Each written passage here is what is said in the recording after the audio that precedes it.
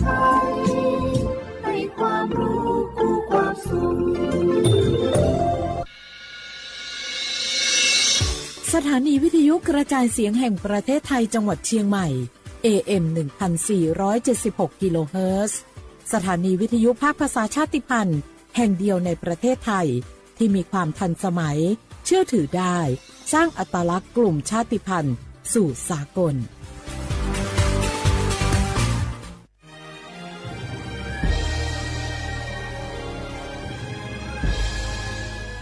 เกิดเป็นคนไทยเติบโตบนผืนแผ่นดินไทยจงภูมิใจในความเป็นไทยชาติไทยเรานั้นนับเป็นชาติที่มีความเป็นมาเก่าแก่ยาวนานเรามีภาษาวัฒนธรรมและมีสิ่งต่างๆที่เป็นเอกลักษณ์ให้เราได้ภาคภูมิใจในความเป็นคนไทย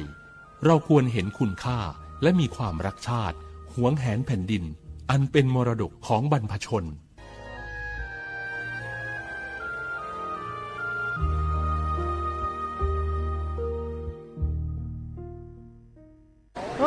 มันนักขนาดนั้นเลยกับพ่อล่ะพอร้องพอล้อปะเจือหลังหลั่นแต่ปะดีมาอดมาอวยน่ะจี้ลองจ้ามพลมานักเตี้ยวพ่อล่ะเนี่ยเฮาล่ะบ่ฮู้ตัวพงจ้ะเจ้อย่าไปลืมเนอะวันจันทร์เปิ้นขึ้นไปตรวจสุขภาพงดข้าวงดน้ำหลัง2 ทุ่มเนอะโอ้เกือบลืมเหมือนกันนะกะดีเหมือนกันนะหูนี่รู้สึกปวดหลังปวดไหล่จะให้หมอเปิ้นจับเส้นสักกำว่าแต่ว่าแก้วมันจะไปก็หาน้องขี่มันไปล่ะปีที่แล้วอิดออดถ้าปีนี้บ่ไปจะด่าสักกำเหรอเดี๋ยวเป็นนั่นเป็นนี่กินข้าวกับก่อยตรงเวลาที่หมอสั่งถ้าจะเจือพ่องแล้วกับวันนี้มันไปไหนนี่บ่เดียวนี่ปุ่นน่ะน้องฮือมันไปห้องเจ้ามูไม่ยกของปุ่นน่ะป๋ากันมาปุ่นล่ะแปะดีฮือมูที่เพิ่นแข็งแรงจัดการคนเฮาคนเหิบอย่างเจ้นี่ลิกนี่พอมันหาแล้วกันเด้กายพร้อมใจพร้อมเพื่อสุขภาพที่ดีปรารถนาดีจากสำนักงานประชาสัมพันธ์ที่3กรมประชาสัมพันธ์ค่ะแม่ครับมีหมาที่ไหนก็ไม่รู้เห่าอยู่หน้าบ้านเราผมวิ่งหนีเข้าบ้านเกือบไม่ทัน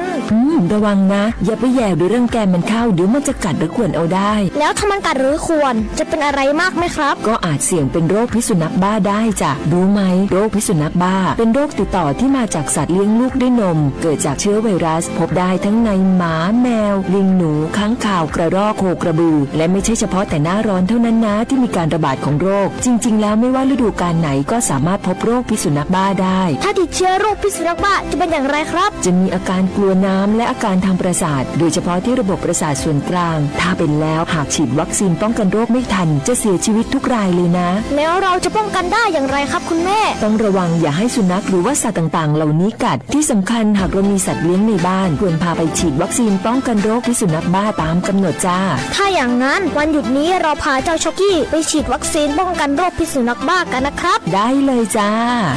โรคพิษสุนัขบ้ารักษาไม่หายติดเชื้อถึงตายร่วมกันป้องกัน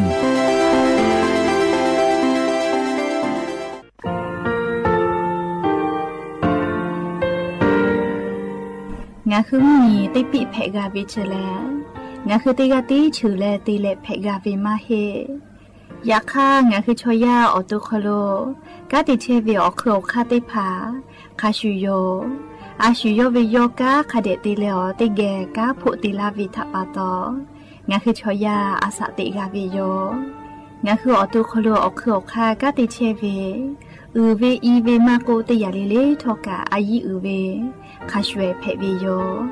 อลักวงาคืออตุคลูอคือคากาติยายามาเตียลาวิลโกงาคือชอยาทอกาอาสติมากาวิคาชูงาคือมีติปิเพกาวิเจแลงาคือติมูติสติเพเลอ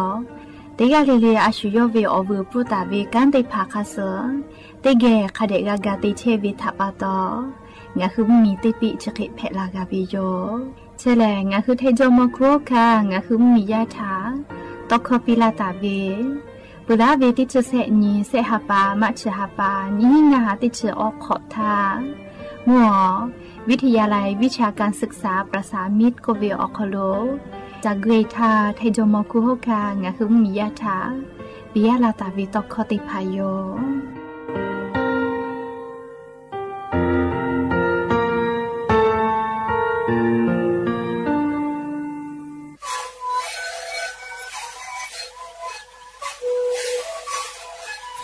ได้คือมันคือยาแก้เชื้อดีออกเข้าชิลแล้วหุ่นเข้าตัวคือออกดีจังหวัดที่ไหนAM นาบาได้ที่โอหา16กิโลเมตรได้มีเลงหลอกเอาพ่อออยาก็ช่วยได้นาลีคือและได้ชิ้นนาลีและมันถือเป็นออยาที่นาลีใช้แต่แล้วเข้ามาชาขยายได้มีเลงและหุ่นคอก็ช่วยดีและงานและหุ่นคอก็ช่วยส่งมาในคาโบเมดิโซ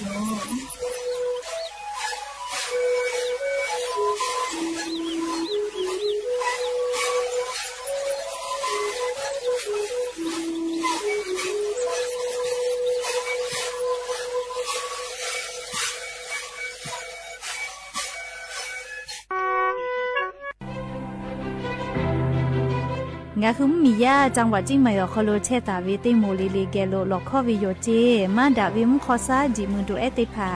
ซากาโกเชวิมขอซาอคโลมากาจอมากไอตัวอโปเฮปความมีตุกวิมาโกติจ้ามือจักกอติอคโลอามีมากาตุแต่ก็แลงาคือจังหวัดจิงไม่อคโลอลิอคาติพาแต่เลฮาตาวิโยฮาปาสเตนีติฮาปาจานาวริฮาปาตาเวลาเลอติชงานีงาฮาปานีหิงาฮาขอเจฮิขอเบียอยาเชอคโลงาคือจังหวัดจิงไม่อคโลอามีมากาตุแต่ก็แลอลิอคากฎหมายแต่เลฮาตาวิโยและงาคือเลออามีมาตุมาเพเลกาตุจอวิโลโกแอปพลิเคชันไฟดีก็วิโอตีชอคโลอักขอลอเพวิโยอักขอมาลอเลอามีตุวิโลโก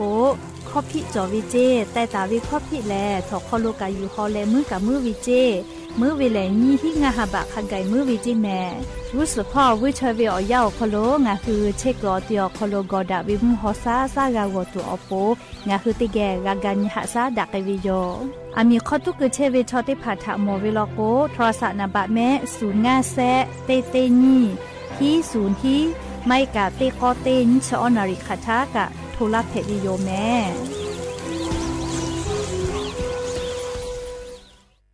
สอสะพ่อรู้เชษจสะแลอนาเตพัทกุฟัตุเวอค่ะ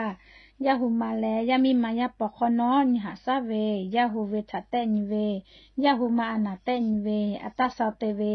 อสเตนเวซิฟิลิโกเวอานา HIV โกเวอานาอเซนาเวทาลาซีเมียโกเวอานาจุเตนเววาสิคอติยูเว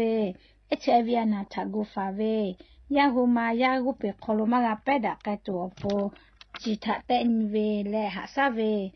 ฮัทุเกบาเวนิมาสิตะเตนเวยาปอคอนอเตนเวยาจะตอเวยาเอทาอเอจุคาเดกาดอตัวโปและหาซาเวชเตพะแลนั้นคือสายด่วน1330สปสชเขตเตเชียงใหม่นาบะ053285355กาสุดต่อพ่อเวนาบะเตขอ00และนิมาสิอานาพ่อเวเตเซนิเซยาเอเตและชมอเตกาเลเลอโปงาคือ10 บาททองเยเชเวชอติผาโนคือนาเชเยออติติผาจึปากาวิโลโกงาคือกาเยโจเวเอกสารติพายโยงาคือสิทธิ์และประกันสุขภาพแห่งชาติไม่กา10 บาททองสิเซชบาเยเชเวชอติผาติขอวิอคโลงาคือออปอนาเชเยติผาจึปากาวิโยงาค่างาคือกาติกาวิโยออกคาติผาแลไงจ้าแอปพลิเคชันสปสชไลน์สปสชไม่เลกาโนฮืออตุโนฮือสถานีอนามัยมาโกศูนย์สุขภาพชุมชนเมืองไม่กะอาจุยารัฐบาลวินาชเยโนคือ10 บาททอเยเชวิอติอคโลเกและจะปากาเพวิโยและออเลมือติคาแลโนคือสายด่วนสปสชก็เวเตแซศูนย์ชีวิตถาทุกเกและโนคือนาชเยอติติพาจะปาเพวิโยและงาคือกาเยโจเวละไทยกาสาติพาแลบัตรประจำตัวประชาชนไม่กะอาจุยาราชกาโตลาตาเวหมายเลขบัตรประจำตัวประชาชนที่จะเซแม่โจเวบัตรติพากาเพวิโยยาไอบามาโจฮิวิชอติพาโลโกใบเกออตติเลเยเพเวไม่เก่าปอยเวบัตรประชาชนเกียวเยนาบะทอรอติชอเกียวเยเพวิโยและงาฮือลุเยตาเวนัชเยติพานี่คือเวบัตรประชาชนคัสโซมากาตาเวติพาโลโกโนฮือเชตาวิออติอคโลเยเสพาเวละโลลาตาวิลิมาฮิกา ค่าคอลอคอโลละลอลาตาวิค่าแซไม่กาโนวิปอลิเมลีละลอลาตาวิลิมาเตพายเยเพวิโยไม่เลกาโนคือเยงาเชียวิโลโกเยงาเชียวิใบเสเยงาเชฟฟูเปียวิเตพาอีกับฟัวมีฟูเปียวิใบเสเตพาอตาติเลละทาเตพายเยเพวิโยเชลงาคือ10 บาททองเยกืออคอโลนาเชเยติขอเวียวอปอเจปากาเลงาคือเจปาวิทยาทากาเยโจเวละทานเอกสารติพาเพวิโย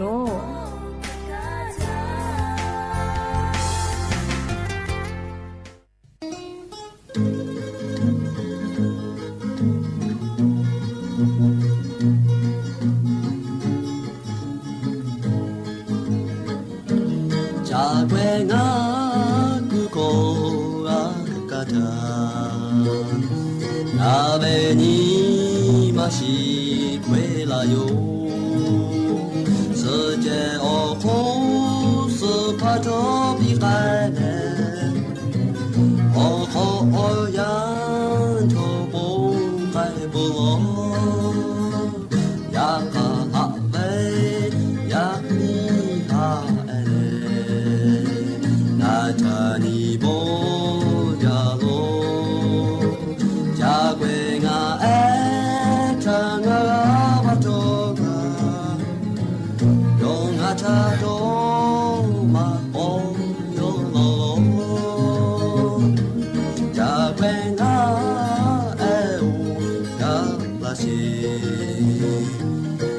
鍋や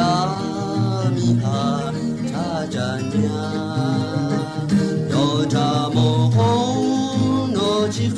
とびせあてにれのたどろちやかはれやみはれあたにもどろ자괴가 애타가 와도가 영아차도 마오로로로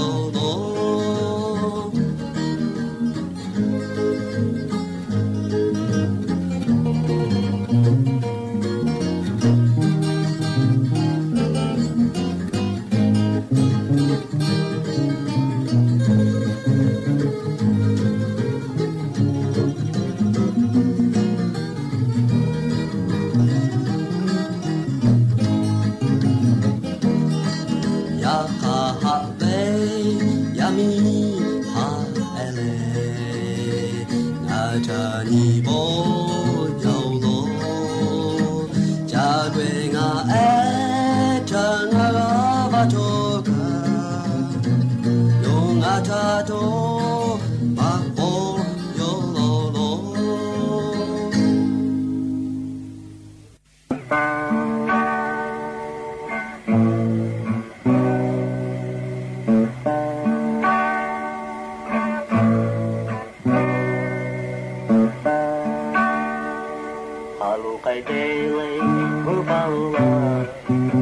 Hãy subscribe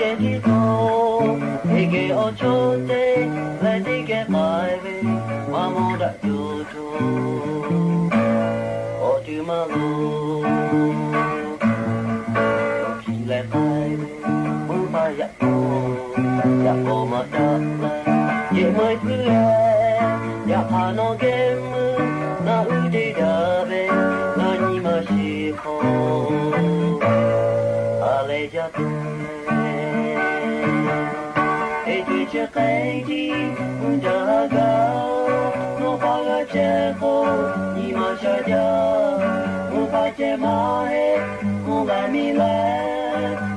Mì Gõ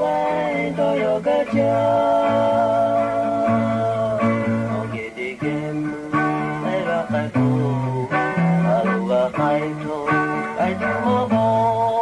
những video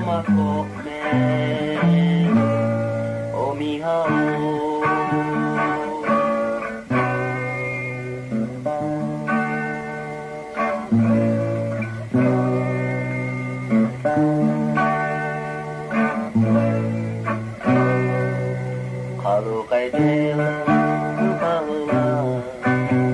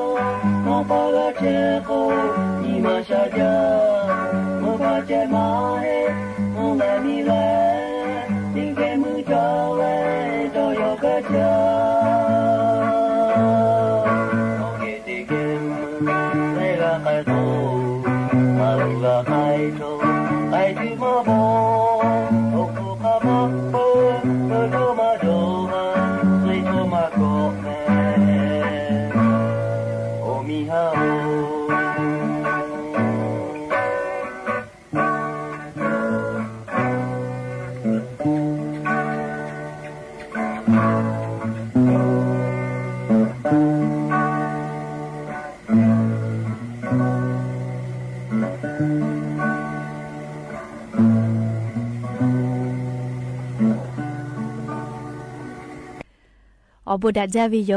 ยะนีมุลกอติปอทอกะดัจจาวิโอยะเชอคโลงะคือติปอกอกะมีลาวิทัปปะตออลอเปติกาลิเลทะตะอุยอยาวิโอคโลลาเซจาเลไรกะอบุดัจจากวิโอคโลหะยูลาวิโยแมหะวิโอวิโอนีลาหุยะขะพอเชพอโลเชตาเวคะคิเพเชเลนาติกาลิเลทอกะจาเมโดเมซุเมกะเมฮาเลโดซาวิโอญอฮาเพปิแมและยันยี่เวียวยากาจะได้สอคโลแลสปุนีนิโยยันยี่แลโอฮาปาอิพรีฮาปาคโลยันยี่ติชงานี้ยันยี่ลันเพวิโยและจะขอทอกันยี่ฮีนี่ชงาขอสขอฮาวิโอวิโอเนี่ยราหุยติเผายันยี่กาก็รอปีใหม่กับปุปตินี่ก็เพวิโยเลยจะถักปะตองาคือติกาลิลิกามอทอกาเยเวเกเกลาลาวิโอคโลมอทอกาติผาทอกาอเลียวคากุจราจอคาสคาเดกะยูกะนาเลกะติแม่เลคเตเลชเวอคูกะวุปเวอเจติพาจากูดอกูลีหมดทกติผาตากะแม่เลียวลกูอเลียวคากฎหมายแต่วิเฮจาแม่จะดบุเลหมดทกะกะเลียวกายกอคุโลหมดทกะทิดาวิมากูลีลูวิสิเวชอสชนาเวติผาเพเปเวลกูคอพิเฮจาจะดาปะตอลีติกาลีเลกะบุปเวอเจติผาจาและดอลกูนะลีหมดทกติผาตากะแม่ลีละหุชมคอกูเวฮาเลปูฮาเลลือลกูกะโหลาจีชะดาปะตอติจิลิเลกะจอลอกุลอยวิอคาสกะติแม่ลีลูวิสิเวเพบอดอฮาวินาวิโกวิอเจติผาเนกอตุเกมากะกาลาตุอโปลีติกาสติปิดาวิติจิเพวิโยเตนีเลมุลกอวิอยาติชตินาลิตาเลอซากุมุลกอเตชุนาลิทักขะไกเตนีเลงาคือละหุคอรายการอบุดัจจาวิทยุเรดิโอ AM ติฮิโอหาสุจิคกิโลเฮิรตซ์เตไลพองาคือละหุคอตอไกเชวิโยเปิดทะรายการยิพอติพอ Facebook Fanpage สวทเชียงใหม่ AM 1476พอกะไลฟ์สดติดต่อไกเชวิโยอวิอนีละหุยาติพาลุลาเลติแกละหุคอพอนาเลนี่คือละหุชอจิตาโอกาปิดากิเพวิโยติกาติไลค์ติกาติแชร์ติกาติคอมเมนต์กดไลค์กดแชร์ติและโอกาปิลาเพวิโยแม่และยันยิมลกอวิอยาโคโลทอกะยูเวลาตาวิอบุจอวิอจิติผาไลค์จือไลค์รอยูเวลาตาวิโยแม่ อันนี้เวียยาวคนรู้ทอกาอยู่เวลาตาวิอบูจอวิอรอติผักกะไล่รออยู่เวลาตาวิโยจะได้คืองาหืออลอปติรอติแกนักจะเวแลจะบึญญาวิอยางาหือโซเชียลมีเดียพ่อเยวิอคลุสติกาตาจอรอแม่เลียลอกวโซเชียลมีเดียเชกาลีไวจาวิอคลุอบุกาจอมาวิโยยาคาไวจาวิอคลุเลียก็ตูดอหาดอคิตุกาติแกฟาตาวิโลแม่ลิคือโกงาคือโซเชียลมีเดียจะได้พาเยวิอคโลสติกาตาจอลอเปลาตาวิอยาอคโลลิงาคือไทยมิงเกอคโลสำนักงานตำรวจแห่งชาติพ่อกางาหุมมียาถาสติปิลาเวเลไลน์พ่อมากโกเลสังคมออนไลน์พ่อโกเวนาเลสื่อโซเชียลมีเดียพ่อหน้าเลไล่จืออคโลงาคือชอยามาดาวิอจือลีน้ำนาตอยตีเวไล่จือพ่อตีและตีเกเชลอจิเมเลียเฮโกเลงาคือโซเชียลมีเดียเฟซบุ๊กลีกูเวไลลีกูเลลีงานวดโดจวนงาเกลจะเจอกูเพอลากูเลมาให้กาลีมาให้ฮิเวอหัวฮัททอเลฟูลาเวนาเลงาคือไทยคอลอกลิสื่ออนาจารลามกโกเวเลอเจจะได้ผ่านี่คือถ่าวิดีโอทอฟูลาวิมากก็น้ำหนาตัวจะเคติฟูลาวิทอกาเลียงาคืออายีอยู่แพวิโยเจเมลีอายีอยู่แพวิเจเฮโกเลงาคือขักเขียวอายีกาจะยุยตุเลโกเลตานูเกลกาจะตายวิเจเมลีอลโกงาคือมีพ่อเลี้ยวข้ากฎหมายจอวิเจสื่อโซเชียลมีเดียพ่อเลียมาดะมานาเวเลฮอกขายามีวิอเจได้ผ่าถ่าน้ำหนาตัวเตเลนี่คือถ้าจะเคติลาวิลโกข้อพิแต่เวลเล่ทอคอกะติฮัปาฮอเลฟุกะติมือบะมือเพวิเจเล่เคติเลอมาดาวิอาปูเวกามาเววิอหัวฮาติพาเล่สื่อโซเชียลมีเดียพ่อ Facebook พ่อไลน์พ่อเล่นี่คือฮาทววิจะเคติพาจากกูวิลโกกะข้อพิจอวิจิแมเล่ทอคอกะงาขอขะไกฮอเพวิเจเคติเลฟุกะติเซบะขะไกมือเพวิเจแม่เล่ชูวิอฮาอยู่และ Facebook พ่อเล่ชัวปูหาทอมาเววิวเคติพาอยู่และ Facebook ขอไลน์ขอจากกูวิกะกูปาชอข้อพิจอวิเจไม่เลยนี่คือวิอตัวดะจาเลยนี่คือมอชัวมอจกะกูเลยคือโอฮาทอเลกูวิชกะเลียข้อพี่กอจอวิจิแมเลียคือกวงาคือฮอกขายามีเวอจิจะได้พาชอลีน้ำหนาตัวจะเคสื่อโซเชียลมีเดียพอชัวมาดะตูเตดะตูวิมาเฮนาเลียคือกวงาคือสื่อโซเชียลมีเดียเยวิชกะเลียมาดะมานาเวจูเนตัวอวิมาโกลียามีฮอกขาวิโมคาเดมาฟ้าเลอฮาทอเลชัวติมาวิจะเคติพาติวิกะข้อพี่จอวิเจเลียคือกวงาคือติกาลิลิกะติกาเลติกาเวอตูทากาเลียงาคือกาหาวิอคลัวชุยอตูทากากาตาเวเลมาดะมานาวิอเจจะได้พาน้ำหนาตัวติวิลโกนี่คือตูเจติอยากต่อวิมาเฮเลนี่คือวิอเปาอิติพาวิอญอเจอคาติพาคาปุยกะอยากต่อวิแมเลคือก็ยาเนยาญูติพาทากะสติกาปิวิโยอหาทอเวเลไลเจไลยาเตเวจุเนมอลอลอเตทอเวไมกะหาทออาชเซวเวลาเลอฮอวิมัวเวโอเคติพาติทอเล Facebook ขอกูเวจะเคติพาเตเวกะเลอยากต่อตูเพเวเลคือกงาคือติกาลิลิกะสติติแมลียาปายามิทากะคาเดกุมาปิแต่ก็แลอวิอเนียระหุยาติพาทาสื่อโซเชียลมีเดียเยวิอคโลลิงาคือสติกาตาจอเวอลอติพาอยู่เวลาแลลิจะเคชลาวิโยแม่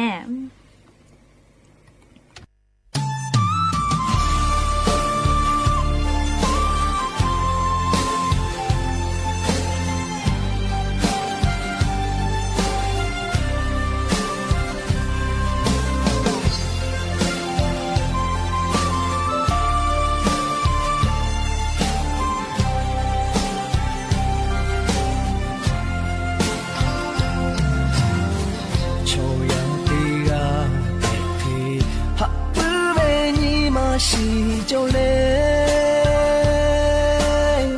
那为多照亮那波，这为哈为起我旅游，就白马啦，被不嘞不为马嘿，诺的不照亮我嘞，我为把你马不黑家。no ta haga oni ma eo nga we ni ma shi pole no ta haja ti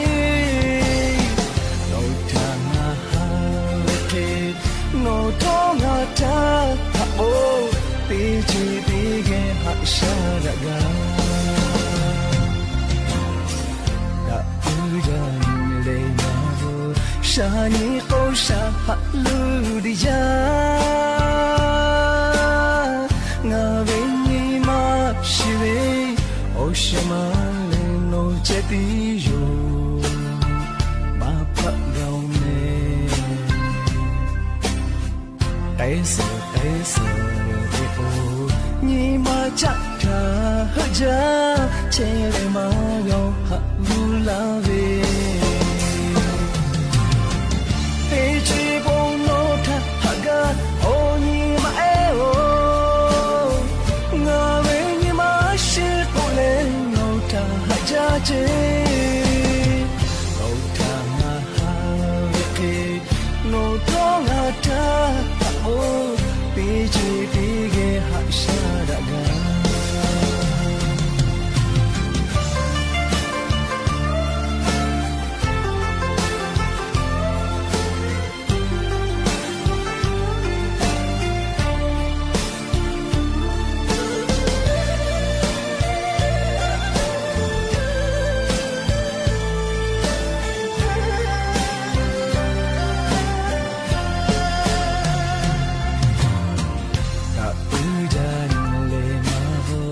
shani ko sha halu di ja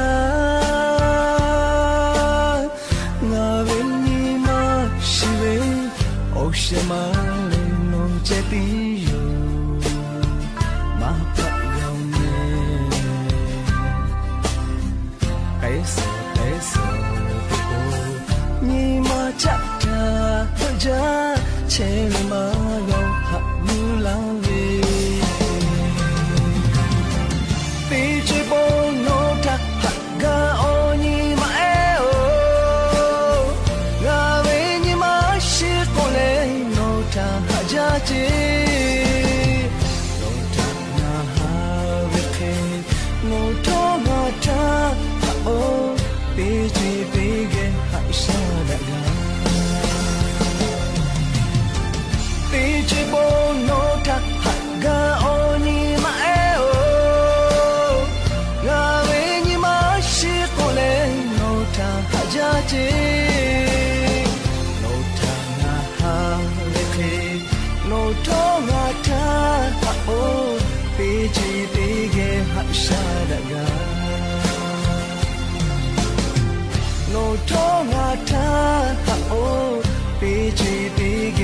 shadaga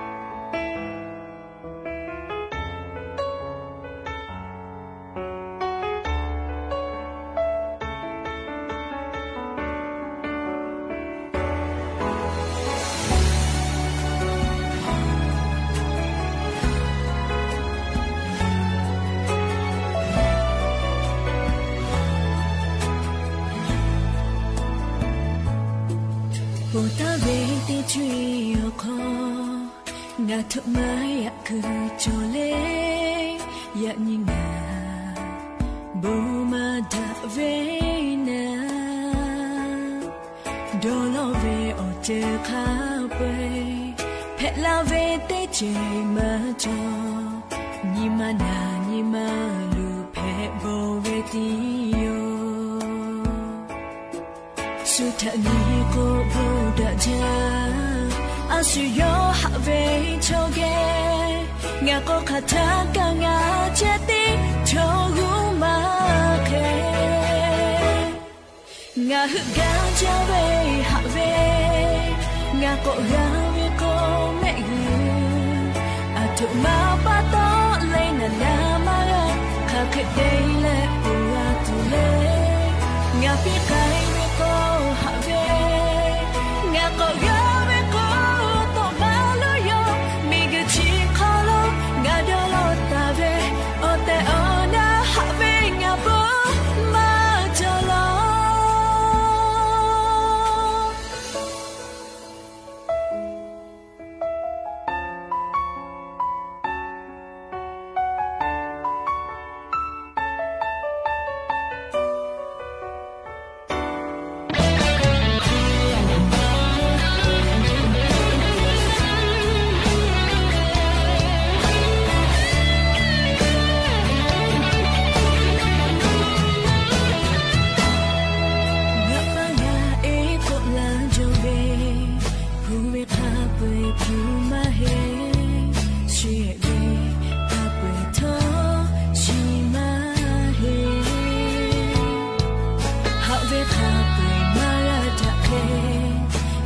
เวข้าไปมา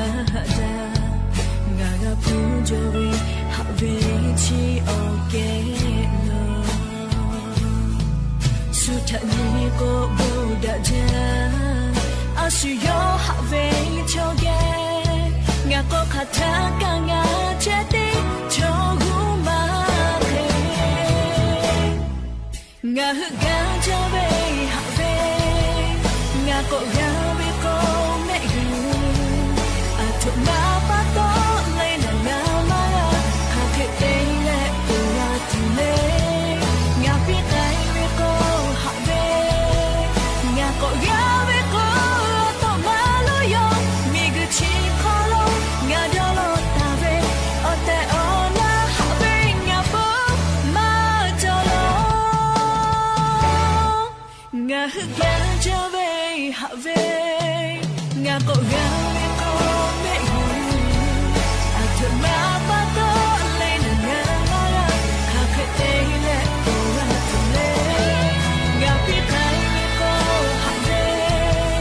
งาก็งาเวก็ต่อมาลุยมีกุชิคอลงาดอลตาเวโอแต่โอนาหาเวงาปูมาจอล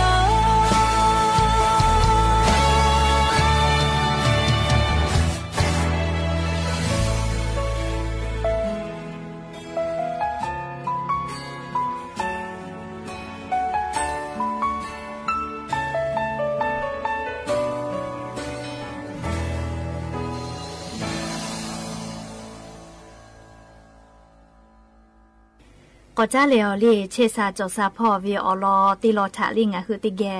ก็นักอิสิแม่ยานี้เชซาจอซาพ่อวิออลออยู่เวลาตาวิออลอลุมาแลงาคือจ้าวิดอเวอะเลคาเวอะเลเมจาวิติพาทะจามาวิลอโกงาคืออตัวคโลกาติเชเวออลาสติพาทะคือเอวิลอก็วิออลอทะติแกนาสิแม่อวิอเนละหุยาติพาโอลิงาคือชอยา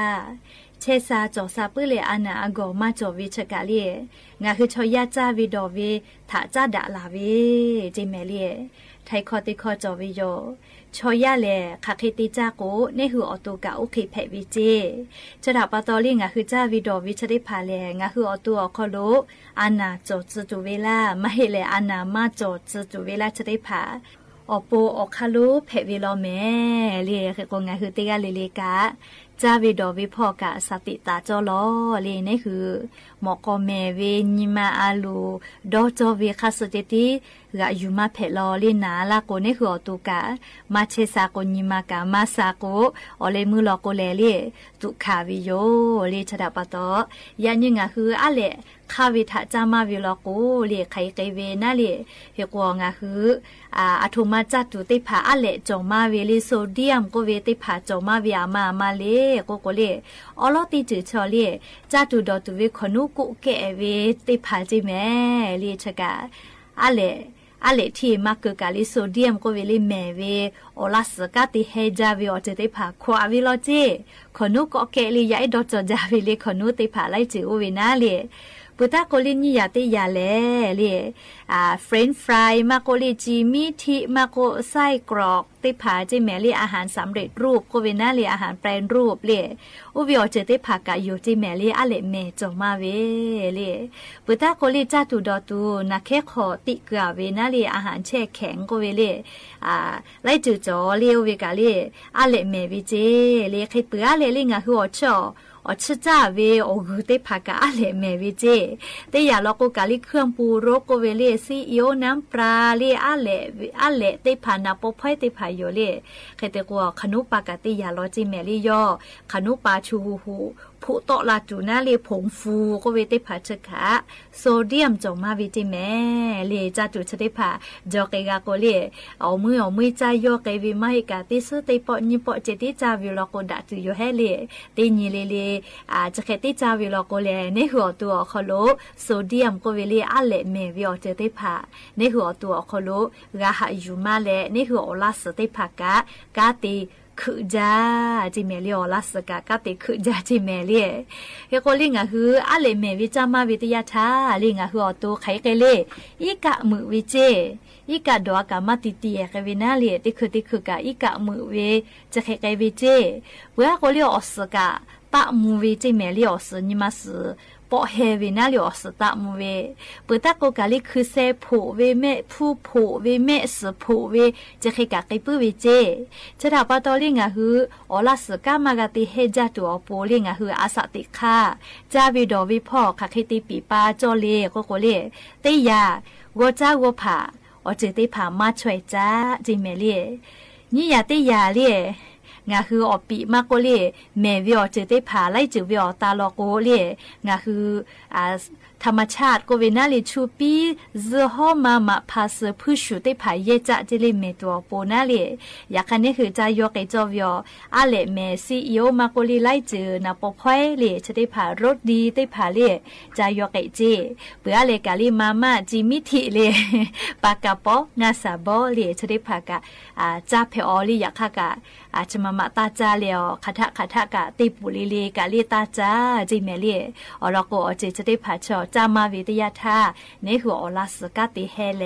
อเลมูลก็อลาสชกะกะติเฮใจก็เฮเตก็ลีอลาสนาเกลาเวจิเมลีอลาสกะยูปาตุมาจอลีอลาสกะมาเตียลาก็จะคือหมอก็อคอจอเลต่ออีกอคอมาจอลาวิเมลีอลก็อลาสชกะมาเตียลาก็อากาซมากาจะปีมากาเขกวิโยเลเฮกว่าตุกับผู้วิเมสกะชื่อเขวิเลเฮกว่าอลาสอันนาเพวิชอติกาชอตุคาเมเลหัสาวิกาเมื่อมาในปื้อเลหัสาวิกาเลผู้กับปืมาจ้าเลเฮกงาคือติกาลิลิกาจาวิดอวิอาเลเมวิโซเดียมจอมาวิออเจติภากาจอหลอกกุลอยวิออคโลนิสอจาเลลีนี่คือเชซาจอซาปื้อตัวอปูนันบัติแต่จอลอแต่กุแลอวิอเนียระหุยาติภาทะเชเคชลาวิโยเม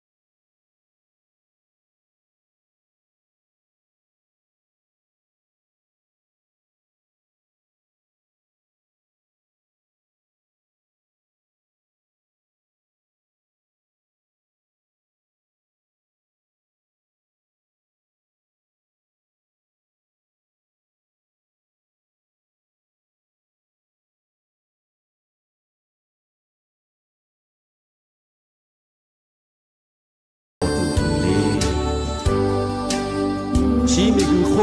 สจวยกาเชเลตีจวยอจูจิตากับฟุกุนิคาสเตชิโอตีจวยดีกาเชวิทอเพเพลาบิโอกาโบโยยาคาโนอาลูโจเวเพเพดิโอโนนิคาสเลโนโดโนดาเวอีลาบิโอ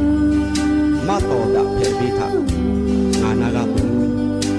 งากาขันจาเวอจูชิฮา ha ujabe na ve ve ba pa to yu te chui ha le do sha bi ti ga te ti bu te o le bu do lo la bi yu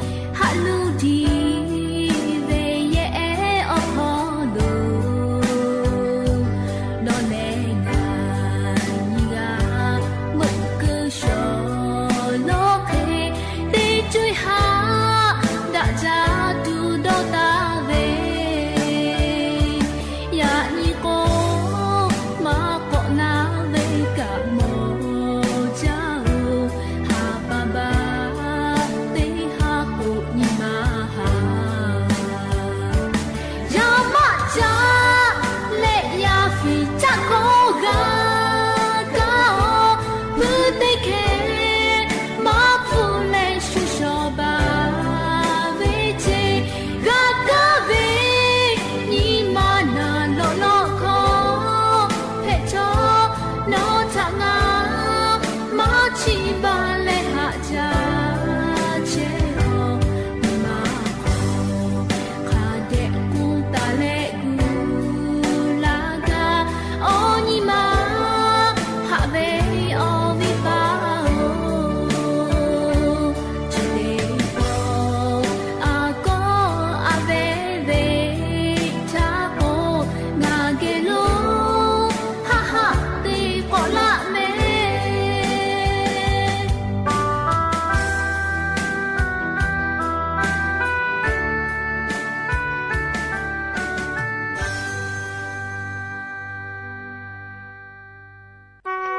chỉ để to áp buộc khai biểu gia dụ vì lẽ cho mô lưu bảo ta về khi mất gà với họ lo thả tí ghé nà xa ya như vậy ở chỗ ya họ lo ya nè tí phá chú ý mà ý khi lẽ làm là thả cho mô tí phá thả ta nè ta bê với tí phá cho với yo họ lo chỉ vì thả chẳng đà lẽ tí bó thả mù mì ở họ lo ya nè tí mù cho khi ố đã về chê ya như tí chỉ về cho mô chỉ tí phá ya cha mà gấu ở khó leo chú ý mà gì cả ya như là mà gặp nhiều khi bố leo cho mô thả ta nè ta bê chê rồi họ khó thả cho mô lô gà cao về chê cái tỷ lệ cho mô lô chỉ về do về mà lô thả thế này ya nè tí phá cho khi bố về ở tèo na dù la mà lô nó mới tí cả bữa tí vi cái này cho chạy ní bố bia tha mà lô chỉ cả cho mô lô rồi khi cho chạy ní cái gì ya nè tí phá khi cô đã chê về gà na đầu lên mưa cho mô lô kia gà la tha cho mô lô nó gà cao rồi khiอยู่รอya như vậy ở ya nè ya nu chỉ tí phá rồi cho mô phụ ba phụ tí phá ya như vậy tí chuyện về cho mô ya cha mà gạo ok leo có leo ok ta nè ta bé cứ chơi về lo có bị tha cho mô lô chỉ về đó như là ya nè tí phá thà nên khó tí màอยู่to là ok mua nhiều khó lối chọn nhà la vậy chứ ya như vậy ya nè tí phá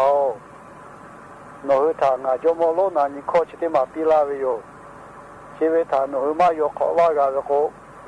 nó thọ khó gà lối bự tụi mẹ ở nhà sửa những che té đá la có bị vậy chứ là những khó chỉ về ok chỉ khi vô nó ya nè tí phá chú ý cho về cho té ô về bắt đó nó chú ý cho về lo cố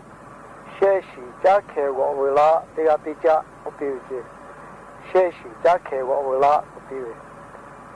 chỉ về thà xuân nhỏ ya bị la bị yo xuân như vậy ya cho khó lo nó hơi lẽ mà gọi về la gà lo cố nó tí phá thằng thọ khóอยู่cái la bị yo có lẽ nhiều khó cho nhà bia ở ya về tí ya khó lo cho mô lô chỉ ở khá cho cái gu tả rồi sẽ khó chỉ khó tả lẽ ở thà về cho mô khá bế thà ye tí ya khó lo chỉ cơ là cái khá để hạ xa bia ya nè tí gai gà cho mô tí phá cho phụ cho mô đá là tùa khóa mà bì cái đây là cái ye cá tí mà cho về cho mô chỉ về tí gà cứ xe mà đá về bắt đó vì cho mô lô sẽ khó chỉ khó thà về cho mô gà chá lẽ tí cả tí sổ phụ rồi khó gà cá thà nhiều cổ tí mà khó lô ở ya bà chỉ ở bà thà dù lẽ phá đá bì về chứ cái đây là ở ya bà chỉ về cho mô lô về nà ní khó thà ya nè tí phá dễ đá là khi xe xì giá khế võ tù về khá khế tí lẽ võ gà tù về dễ đá là đó như là tí khá khế tí gà tí mà gà ở lẽ mơ gà lẽ ya bà chỉ về ở bà khó phá về ya bà chỉ tí gà ở bà nấu tí bì về chứ ngà bảo ya số lẽ ở lẽ mơ tí bộ ngà nó thả chắc tù dù chá la về dù mẹ ya số chá lo cô lẽ ngà nó ghé mà gà lo ô bì về chứ ở bà chỉ automatically ya bảo ô bì về chứ do mô lô cô về ở khi ya nè tí phá hạ xe xì giá khế võ về la về ngà ya nè tí phá phổ lẽ đó như cả xe xì giá khế võ mà gà ô bì về chứ khế võ ngà tí phá lẽ xe xì giá khế võ mà gà cô do mô lô ngà gà phê lẽ thọ khó cứ la cô về bắt đó ngà lẽ tí gà cả chỉ tí mà gà về bắt đó ngà thọ gà ghé bùi tùy yo cô bia thà ở bà chỉ gửi về chứ ở ya bà bỏ chả gà thà cái đấy là ở ya bà chỉ ở bà gửi gà một thà yo về yo ngà bà nó nè thô mà đó gà lẽ gửi về ngà khó đó hà về nó khó hà lẽ tụ phê về nó khá khế đó gà lẽ cô bia thà ở bà chỉ ya bà đó khá bì về chứ ya bà nó ta đó hà nó cho mô lô sửa nó khu lẽ đó gà yo thà cho mô lô chỉ khế cô bì cho mô lô ngà hứa automatic chữ tì về mà cô tôi ya tí mà ngà hứa khó lô gà cho bì về cô về mà bì la cô ngà hứa tí mà gà cái cô nó xe xì giá khế vợ cô la về cho xe xì giá khế chỉ là khá khế vợ cho khá xe vợ cho về nó có lô tôi ya tí mà bì la 家伢嘞伢是我都有不比啊不比的，我要把多嘛，搿得了把几位，我要把多嘛比不了在一起。那个伢呢去的爬，就毛路过来，对呀不对呀，那你要呀个了他，还对呀就毛无所乎嘞都要个，就毛我对嘛个，先是家开过嘛个这个的，也看我爸妈比打也把去对呀，就毛没无所乎了他个嘞，多就可以要的，就毛我对爬开，多呀对妈妈对那个我对嘛个，家把到弄个先是家开过，做那个为叫。卡塞我教会卡会我教会我嘛是把到我嘛个，哪个我都要也得嘛对啦，可不比就叫么咯，可不比他叫么咯，只要呢就对呀个，对个有担心，对呀不对呀搞哪个，后来么个嘞对呀个对个我嘛叫，也卡也呢是对呀都要也对啦，我老要把到也把去对呀，我古到来那你比为的，也到那到是对可有到了为叫。挪威多卡啦，买来挪第二个，全部第二个挪到卡比拉来，不为多赔啦过来，难以比为的。我到那挪天也不买，挪威多卡赔了个，挪汤啊，我不拉小比拉的哟。挪威多卡买来，全部第二个为多卡赔了个，挪汤啊，大木拉的哟，我不比他也把钱，要跑修。格玛叫，我为多卡过个修格玛叫，修对个为多卡过个要修格玛叫，多格玛叫为把到来么？天我比为把到也把这个，我后一年来多嘛多为多卡有，多是对口我要多了来，我把毛家不为这个该嘛不为个多卡个大的哟，我比他，要么路去为一年对爬他，我古多了我比为。你让你农业那边爬不打车位，全部是为哦，农业那个第二个会这个那个这个位。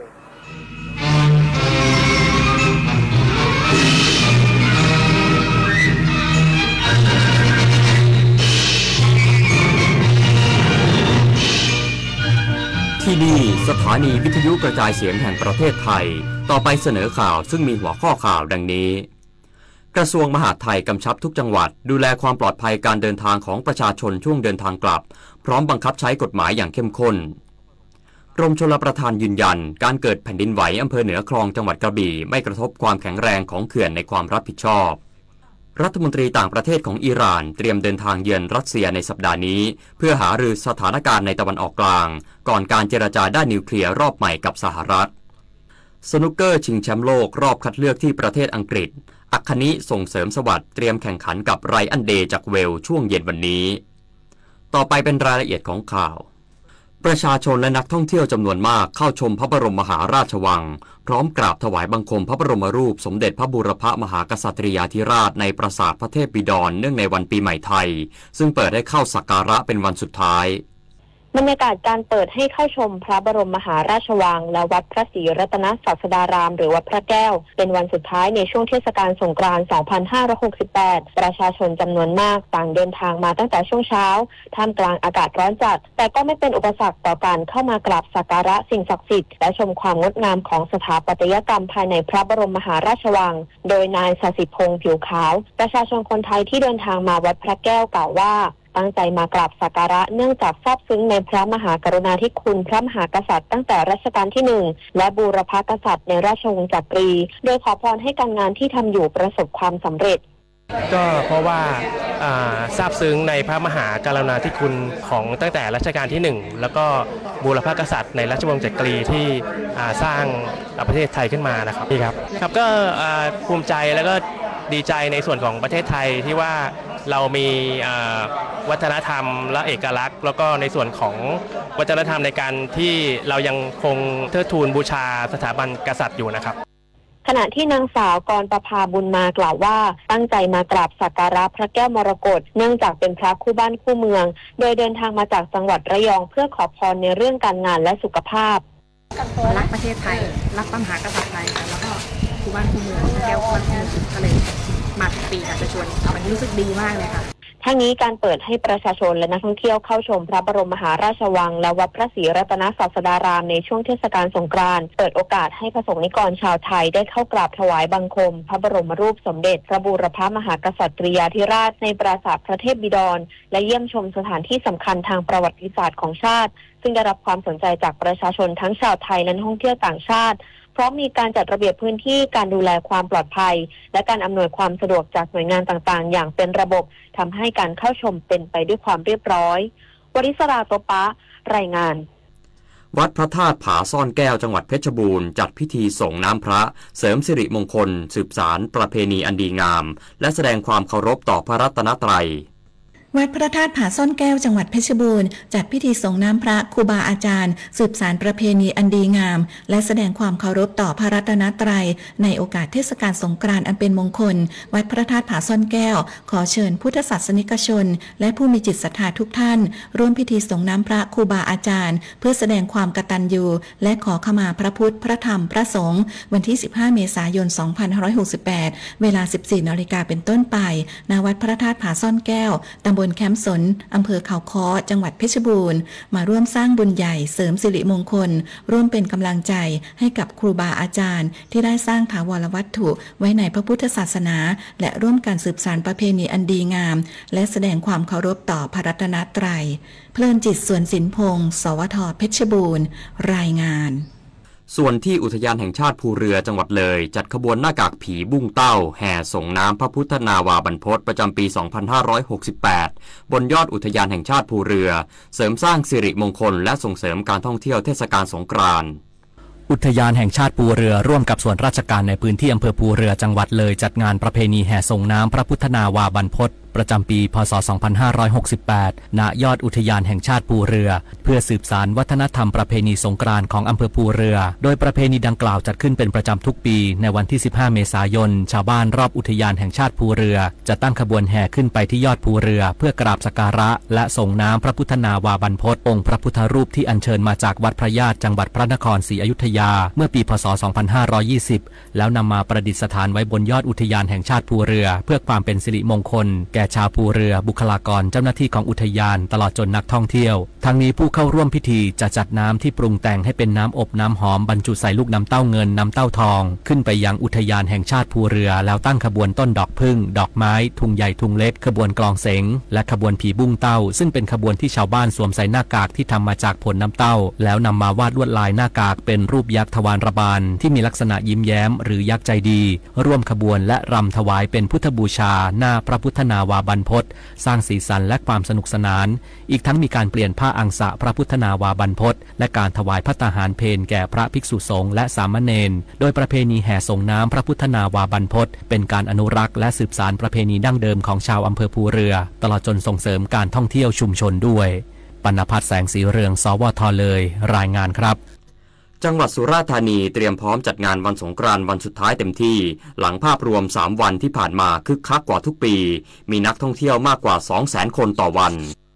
นายบรรดาลสถิตรัชวรรองผู้ว่าราชการจังหวัดสุราษฎร์ธานีเปิดเผยว่าภาพรวมงานสงกรานต์ของจังหวัดสุราษฎร์ธานีปีนี้คึกคักกว่าทุกปีที่ผ่านมาจัดเต็ม4วัน4คืนจากเดิมจัดแค่3วัน3คืนซึ่งปีนี้มีประชาชนมาร่วมกิจกรรมตลอดทั้งวันไม่น้อยกว่า 200,000 คนต่อวันส่งผลดีในแง่การจับจ่ายการกระตุ้นเศรษฐกิจและยังไม่มีรายงานเรื่องการก่อเหตุอาชญากรรมหรือการทะเลาะวิวาทรุนแรงบรรยากาศภาพรวมเป็นไปด้วยความสนุกสนานและสงบเรียบร้อยโดยค่ำคืนนี้เป็นคืนสุดท้ายที่จะมีการจัดงานดังนั้นยังคงเน้นย้ำในเรื่องของการเฝ้าระวังปัญหาการกระทบกระทั่งการเล่นน้ำที่เกินกว่าเหตุหรือมีการล่วงละเมิดลวนลามรวมไปถึงการดื่มสุราในที่สาธารณะซึ่งส่วนใหญ่ปัญหาที่เกิดขึ้นมักจะมีจุดเริ่มต้นมาจากการเมาสุราแล้วก่อเรื่องอ่อนปวีวงศ์วชิราสวท.สุราษฎร์ธานี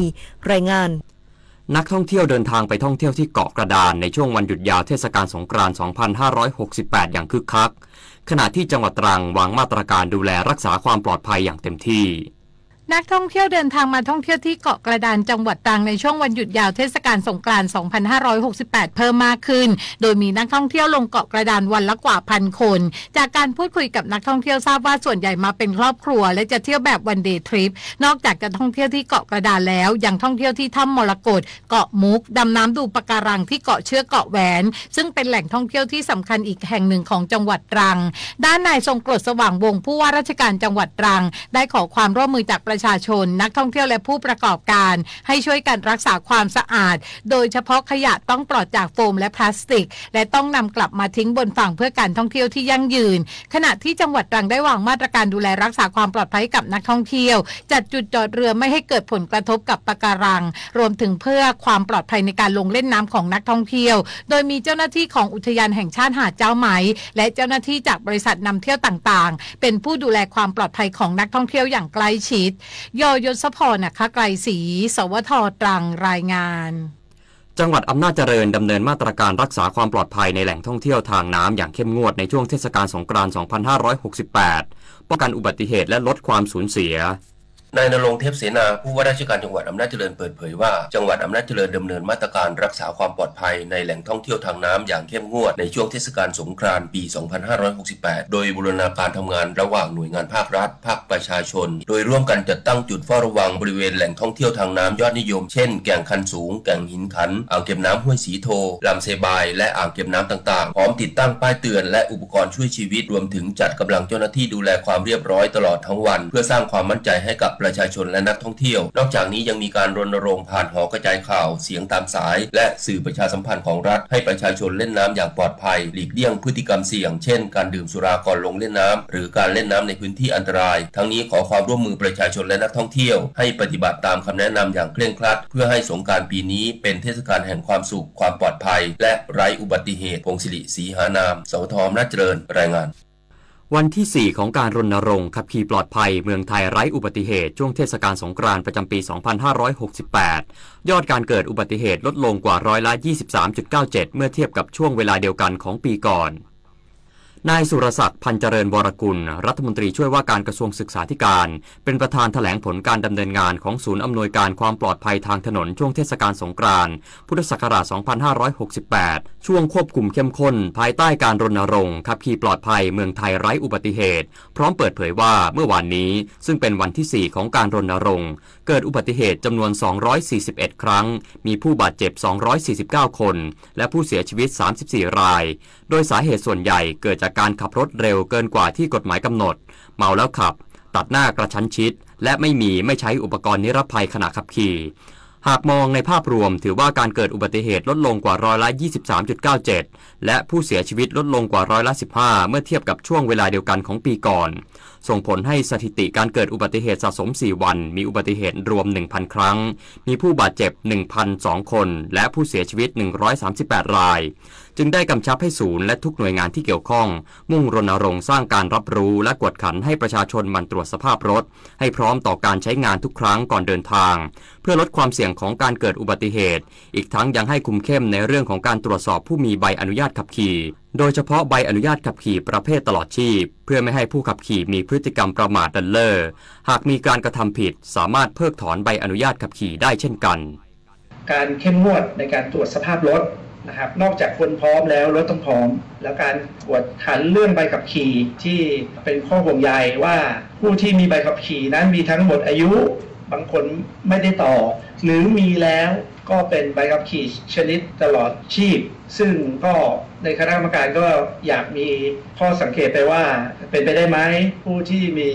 ใบขับขี่ตลอดชีพตลอดชีวิตนั้นไม่ได้มาทำใหม่นะครับอาจจะเชิญมาทบทวนทั้งเรื่องสมรรถนะทางร่างกายในการพร้อมขับขี่ในเรื่องของกฎหมายที่บางประเด็นอาจจะเปลี่ยนไปสภาพรถเทคโนโลยีรถที่เปลี่ยนแปลงก็ทำให้การทบทวนของผู้ที่ได้ใบขับขี่ตลอดชีพก็เป็นสิ่งที่น่าจะเกิดประโยชน์และเกิดความปลอดภัยขึ้นครับขณะที่ 4 วันของช่วงสงกรานต์ศาลมีคำสั่งคุมความประพฤติแล้วกว่า 3,000 คดีพันตำรวจตรีสุริยาสิงหกมลอธิบดีกรมคุมประพฤติเปิดเผยว่าจากการดำเนินมาตรการควบคุมเข้มข้นในช่วงเทศกาลสงกรานต์ศาลมีคำสั่งคุมความประพฤติ 1,718 คดียังคงเป็นคดีขับรถขณะเมาสุรามากที่สุด 1,674 คดีติด EM 15 รายเมื่อเทียบกับวันเดียวกันของปี 2567 พบว่ามีคดีขับรถขณะเมาสุราลดลง 432 คดีและยอดคดีสะสม 4 วันของช่วงควบคุมเข้มข้นระหว่างวันที่ 11 ถึง 14 เมษายน 2568 รวม 3,297 คดีติดอุปกรณ์ EM รวม 25 รายซึ่งจังหวัดที่มีคดีเมาขับสูงสุดได้แก่กรุงเทพมหานคร 295 คดีรองลงมาคือนนทบุรี 242 คดีและสมุทรปราการ 226 คดี รองนายกรัฐมนตรีและรัฐมนตรีว่าการกระทรวงมหาดไทยกำชับทุกจังหวัดอำนวยความสะดวกดูแลความปลอดภัยการเดินทางของประชาชนช่วงเดินทางกลับอย่างต่อเนื่องพร้อมบังคับใช้กฎหมายกับผู้ขับขี่ที่มีพฤติกรรมเสี่ยงอย่างเข้มข้นนางสาวไตรสุรีไตรสรณกุลเลขานุการรัฐมนตรีว่าการกระทรวงมหาดไทยและโฆษกกระทรวงมหาดไทยกล่าวว่านายอนุทินชาญวีรกูลรองนายกรัฐมนตรีและรัฐมนตรีว่าการกระทรวงมหาดไทยสั่งการให้ผู้ว่าราชการจังหวัดในฐานะผู้อำนวยการป้องกันและลดอุบัติเหตุทางถนนจังหวัดเตรียมความพร้อมด่านตรวจจุดสกัดจุดบริการเพื่อรองรับการเดินทางสัญจรของประชาชนในการเดินทางกลับรวมถึงบริหารจัดการการจราจรทางสายหลักและสายรองเพื่อไม่ให้เกิดปัญหาจราจรติดขัดขับข้าง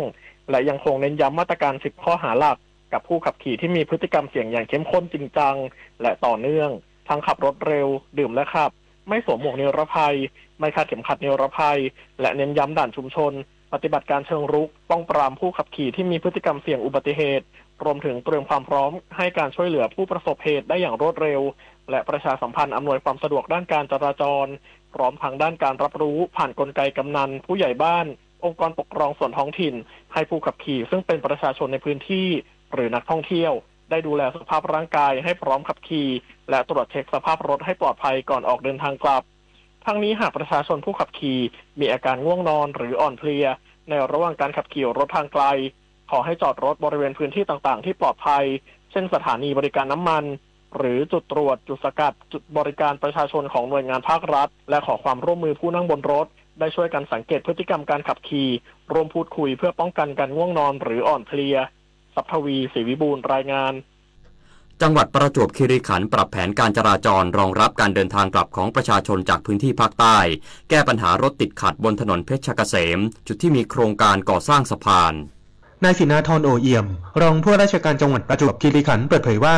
การเดินทางช่วงเทศกาลสงกรานต์ปีนี้มีปัญหาการจราจรติดขัดค่อนข้างมากบนเส้นทางถนนเพชรเกษมโดยเฉพาะบริเวณที่มีโครงการก่อสร้างสะพานในอำเภอทับสแกและอำเภอบางสะพานซึ่งรถทุกคันต้องเข้าใช้ทางเบี่ยงทำให้เกิดปัญหาการจราจรในลักษณะของคอขวดดังนั้นในช่วงการเดินทางกลับหลังเทศกาลได้สั่งการให้แขวงทางหลวงประจวบคีรีขันธ์ปรับแผนจัดการจราจรใหม่ให้มีความคล่องตัวมากขึ้นเพื่อเตรียมพร้อมรับประชาชนจากจังหวัดทางภาคใต้ที่คาดว่าจะเดินทางกลับในช่วงวันที่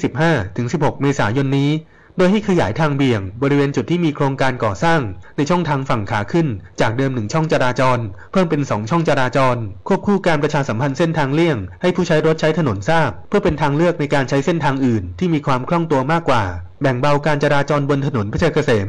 นอกจากนี้ให้ใช้มาตรการด่านชุมชนด่านครอบครัวเฝ้าระวังป้องปรามผู้ขับขี่ที่มีพฤติกรรมเสี่ยงต่อการเกิดอุบัติเหตุเช่นดื่มแล้วขับง่วงแล้วขับเพราะหลังสิ้นสุดเทศกาลประชาชนอาจจะมีความอ่อนเพลียเมื่อยล้าจากการเดินทางท่องเที่ยวหรือเฉลิมฉลองตามสถานที่ต่างๆธนวัฒน์ วงศ์วิริยะวณิช สวท.ประจวบคีรีขันธ์รายงานขนส่งจังหวัดเพชรบุรีลงพื้นที่ตรวจสอบความพร้อมของรถโดยสารสาธารณะช่วงเทศกาลสงกรานต์ทุกวันยืนยันรถโดยสารมีเพียงพอต่อการเดินทางของประชาชนนางนันทนาสุปศรีขนส่งจังหวัดเพชรบุรีมอบหมายเจ้าหน้าที่พร้อมผู้ตรวจการและผู้ช่วยผู้ตรวจการสำนักงานขนส่งจังหวัดเพชรบุรีออกตรวจสอบความพร้อมของรถโดยสารสาธารณะและผู้ขับรถณบริการจุดจอดรับส่งในช่วงเทศกาลสงกรานต์ปี 2568 บริเวณจุดจอดรถหน้าห้างสหไทยตลาด 18 เมตรหน้าโรงเรียนพรหมานุสรณ์จังหวัดเพชรบุรีและจุดจอดรถโดยสารสาธารณะจังหวัดเพชรบุรีเขาวังเมืองใหม่ซึ่งรถโดยสารสาธารณะมีเพียงพอต่อความต้องการของประชาชนทั้งนี้ได้กำชับผู้ประกอบการขนส่งวางแผนจัดการเดินรถให้เพียงพอต่อการเดินทางของประชาชนห้ามมิให้บรรทุกผู้โดยสารเกินจำนวนที่นั่งและเก็บค่าโดยสารให้เป็นไปตามอัตราที่กำหนดณภัสวรรณมีลิสวท.เพชรบุรีรายงานขณะที่สถานีรถไฟอุบลราชธานีมีขบวนรถเสริมรองรับผู้โดยสารเดินทางกลับหลังช่วงเทศกาลสงกรานต์ไม่ให้มีผู้โดยสารตกค้างนายเสริมศักดิ์บุญรองนายสถานีรถไฟอุบลราชธานีเปิดเผยว่าการรถไฟแห่งประเทศไทยจัดขบวนรถพิเศษรองรับประชาชนและนักท่องเที่ยวจำนวนมากที่จะเดินทางในช่วงเทศกาลสงกรานต์ปี 2568 โดยเพิ่มขบวนรถพิเศษช่วยการโดยสารจำนวน7ขบวนทั้งไปและกลับ สายเหนือ3ขบวนสายตะวันออกเฉียงเหนือ3ขบวนสายใต้1ขบวนสายใต้และสายตะวันออกเฉียงเหนือเป็นรถนั่งชั้น3พัดลมสำหรับเส้นทางอุบลราชธานีเที่ยวกลับวันที่16-17 เมษายน 2568ขบวนที่934จากสถานีอุบลราชธานีเวลา 20 นาฬิกาถึงสถานีกรุงเทพอภิวัตรเวลา 6:30 นาทีของวันรุ่งขึ้น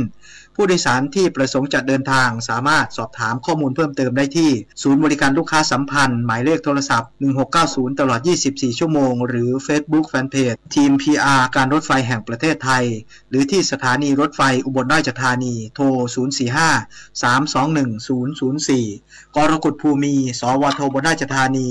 รายงานจังหวัดสุรินทร์ปรับมาตรการดูแลความปลอดภัยและอำนวยความสะดวกประชาชนเดินทางกลับช่วงเทศกาลสงกรานต์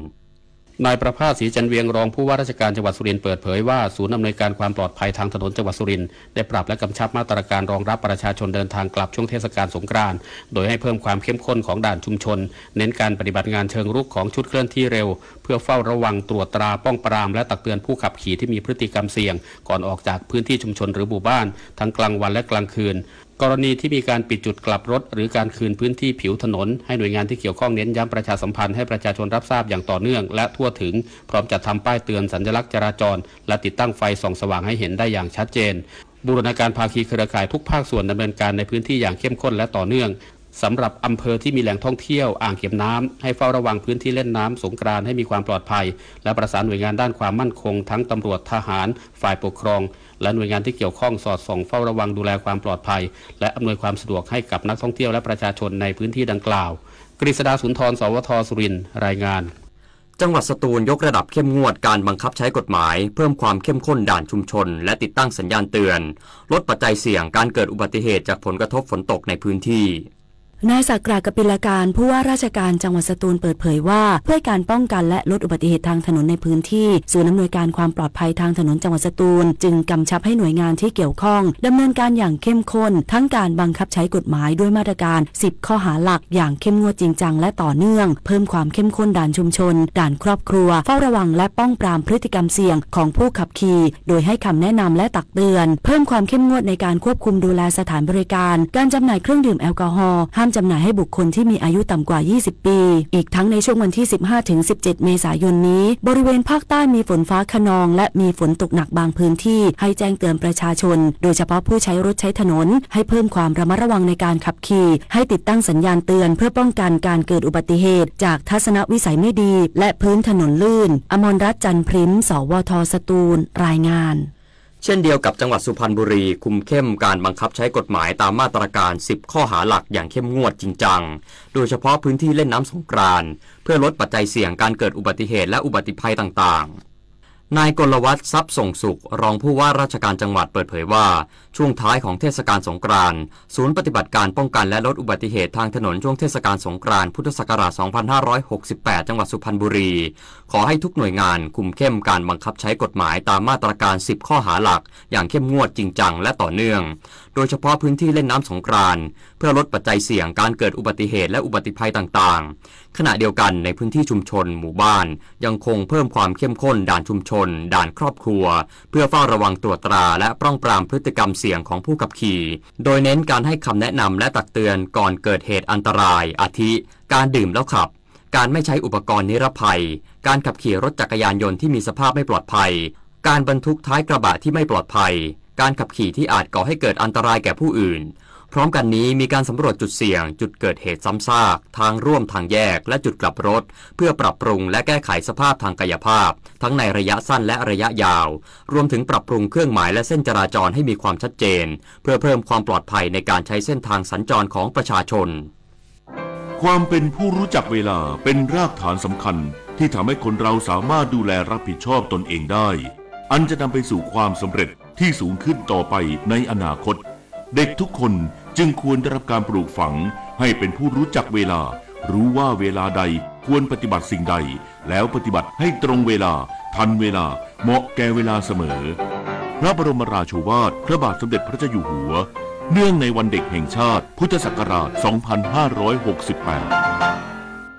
กรมชลประทานยืนยันการเกิดแผ่นดินไหวอำเภอเหนือคลองจังหวัดกระบี่เมื่อวานนี้ไม่กระทบความแข็งแรงของเขื่อนในความรับผิดชอบ กรมชลประทานได้ออกประกาศกรณีเกิดเหตุการณ์แผ่นดินไหวบริเวณพื้นที่ตำบลคลองขะเม่าอำเภอเหนือคลองจังหวัดกระบี่เมื่อวานนี้ขนาด 3.5 ที่ความลึก 2 กิโลเมตรส่วนวิศวกรรมธรณีสำนักสำรวจด้านวิศวกรรมและธรณีวิทยาและส่งความปลอดภัยเขื่อนสำนักบริหารจัดการน้ำและอุทกวิทยากรมชลประทานได้เข้าตรวจสอบค่าความเร่งสูงสุดของพื้นดินในพื้นที่โครงการชลประทานกระบี่สำนักงานชลประทานที่ 15 จังหวัดกระบี่พบเหตุการณ์แผ่นดินไหวดังกล่าวไม่ส่งผลกระทบต่อความมั่นคงแข็งแรงของตัวเขื่อนและอาคารชลประทานที่อยู่ในความรับผิดชอบของกรมชลประทานในพื้นที่จังหวัดกระบี่และบริเวณพื้นที่ใกล้เคียงแต่อย่างใดทั้งนี้กรมชลประทานได้ออกแบบเขื่อนทุกแห่งให้สามารถรองรับแรงสั่นสะเทือนจากแผ่นดินไหวไว้ด้วยค่าที่สูงสุดของความเสี่ยงในพื้นที่ประเทศไทยสิ่งสำคัญยังได้ดำเนินการตรวจสอบและติดตามข้อมูลทางสถิติของค่าความเร่งสูงสุดที่เกิดจากเหตุการณ์แผ่นดินไหวอยู่ตลอดเวลาเพื่อนำมาประเมินเหตุการณ์แผ่นดินไหวที่เกิดขึ้นรวมทั้งแนวโน้มที่จะส่งผลกระทบต่อเขื่อนเพื่อให้ประชาชนที่อาศัยอยู่ในพื้นที่ท้ายเขื่อนมีความมั่นใจและเชื่อมั่นในความปลอดภัยแข็งแรงของเขื่อนตลอดเวลาปิยาพันธ์ยังเทียนรายงานผู้ว่าราชการจังหวัดกาญจนบุรียืนยันเหตุแผ่นดินไหวไม่กระทบเขื่อนวชิราลงกรณ์และเขื่อนศรีนครินทร์ซึ่งทั้งสองเขื่อนมีความแข็งแรงปลอดภัยสามารถท่องเที่ยวได้ตามปกติจากเหตุการณ์แผ่นดินไหวที่จังหวัดกระบี่วันที่ 14 เมษายนที่ผ่านมานายอธิสันอินตราผู้ว่าราชการจังหวัดกาญจนบุรีได้สั่งการหน่วยงานที่เกี่ยวข้องบูรณาการนำกำลังร่วมประสานเขื่อนวชิราลงกรณ์และเขื่อนศรีนครินทร์เพื่อตรวจสอบสภาพความมั่นคงแข็งแรงและผลกระทบจากแผ่นดินไหวต่อแนวสันเขื่อนจากการตรวจสอบร่วมกับเจ้าหน้าที่เขื่อนวชิราลงกรณ์และสันเขื่อนวชิราลงกรณ์ผลการตรวจสอบพบสันเขื่อนอยู่ในสภาพปกติ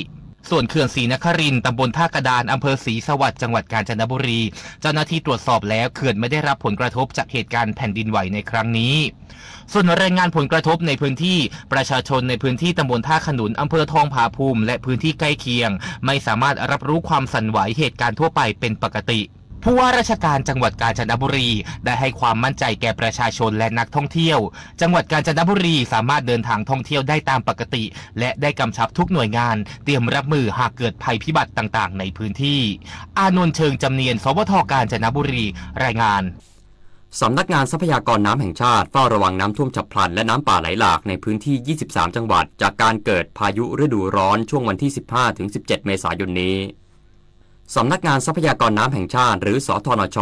ออกประกาศเฝ้าระวังน้ำท่วมฉับพลันและน้ำป่าไหลหลากหลังติดตามสภาวะอากาศและสถานการณ์น้ำจากหน่วยงานที่เกี่ยวข้องพบว่าภาคเหนือและภาคกลางยังคงมีพายุฤดูร้อนเกิดขึ้นโดยมีพื้นที่บางส่วนเสี่ยงต้องเฝ้าระวังน้ำท่วมฉับพลันน้ำป่าไหลหลากดินโคลนถล่มและน้ำท่วมขังในเขตชุมชนเมืองที่เกิดน้ำท่วมขังอยู่เป็นประจำเนื่องจากระบายน้ำไม่ทันช่วงวันที่ 15-17 เมษายนนี้ประกอบด้วยภาคเหนือบริเวณจังหวัดเชียงรายเชียงใหม่แม่ฮ่องสอนลำปางลำพูนพะเยาแพร่ตากภาคกลางบริเวณจังหวัดสระบุรีภาคตะวันออกบริเวณจังหวัดตราดภาคตะวันตกบริเวณจังหวัดกาญจนบุรีเพชรบุรีภาคใต้บริเวณจังหวัดระนองสุราษฎร์ธานีพังงากระบี่ตรังสตูลนครศรีธรรมราชพัทลุงสงขลายะลาและนราธิวาสจึงกำชับหน่วยงานต่างๆเตรียมแผนรับสถานการณ์น้ำหลากเตรียมพร้อมบุคลากรเครื่องจักรเครื่องมือความพร้อมของระบบสื่อสารสำรองเพื่อบูรณาการความพร้อมให้ความช่วยเหลือได้ทันทีพร้อมประชาสัมพันธ์สถานการณ์น้ำและแจ้งเตือนล่วงหน้าให้ประชาชนที่คาดว่าจะได้รับผลกระทบเตรียมขนของขึ้นที่สูงหรืออพยพได้ทันทีหากเกิดเหตุฉุกเฉินจังหวัดนราธิวาสแจ้งเตือนประชาชนในพื้นที่อำเภอจะแนะและอำเภอระแงะเฝ้าระวังน้ำท่วมฉับพลันน้ำป่าไหลหลากในระยะนี้ว่าที่ร้อยตรีตระกูลโทธรรมผู้ว่าราชการจังหวัดนราธิวาสเปิดเผยว่าตามที่สำนักงานทรัพยากรน้ำแห่งชาติหรือสธนช.ออกประกาศแจ้งเตือนฉบับที่ 1ให้เฝ้าระวังน้ำท่วมฉับพลันน้ำป่าไหลหลากในช่วงวันที่ 15-17 เมษายน 2568 สำหรับพื้นที่ภาคใต้ 11 จังหวัดรวมถึงจังหวัดนราธิวาสโดยแจ้งเตือนในพื้นที่อำเภอจะแนะและอำเภอระแงะจึงได้กำชับอำเภอหน่วยงานที่เกี่ยวข้องโดยจัดเจ้าหน้าที่ติดตามสภาพอากาศปริมาณฝนสถานการณ์น้ำท่าเตรียมความพร้อมด้านบุคลากรอุปกรณ์และอื่นๆที่เกี่ยวข้องให้สามารถเข้าเผชิญเหตุและช่วยเหลือประชาชนได้อย่างทันท่วงที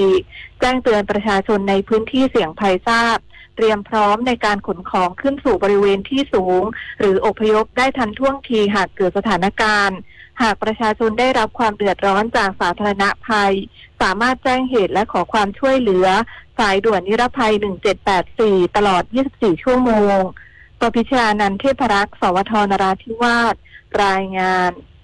หลายหน่วยงานที่เกี่ยวข้องยังคงเร่งเดินหน้าภารกิจกู้ภัยและการให้ความช่วยเหลือผู้ประสบภัยจากเหตุอาคารสตง.ถล่มอย่างต่อเนื่อง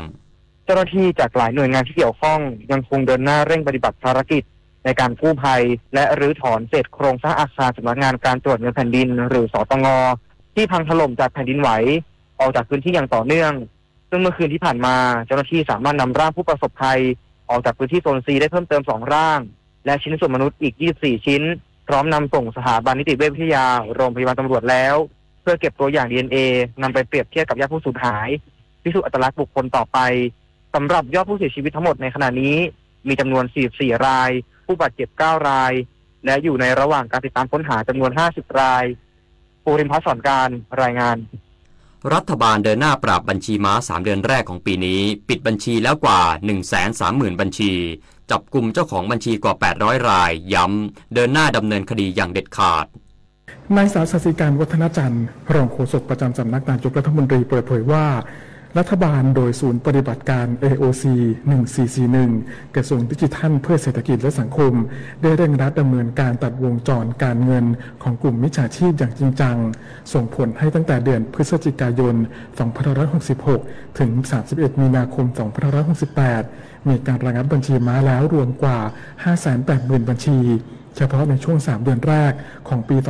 2568 1 มกราคมถึง 31 มีนาคมมีการระงับบัญชีม้าถึง 135,279 บัญชีซึ่งยังไม่รวมบัญชีที่ถูกระงับโดยสำนักงานปปง.และธนาคารพาณิชย์ขณะเดียวกันมีผลการจับกุมผู้เกี่ยวข้องกับบัญชีม้าและสินม้าแล้วถึง 869 รายภายใน3เดือนแรกของปีนี้ซึ่งผู้ที่ยินยอมให้ผู้อื่นใช้บัญชีเงินฝากหรือบัญชีม้าจะถูกดำเนินคดีตามกฎหมาย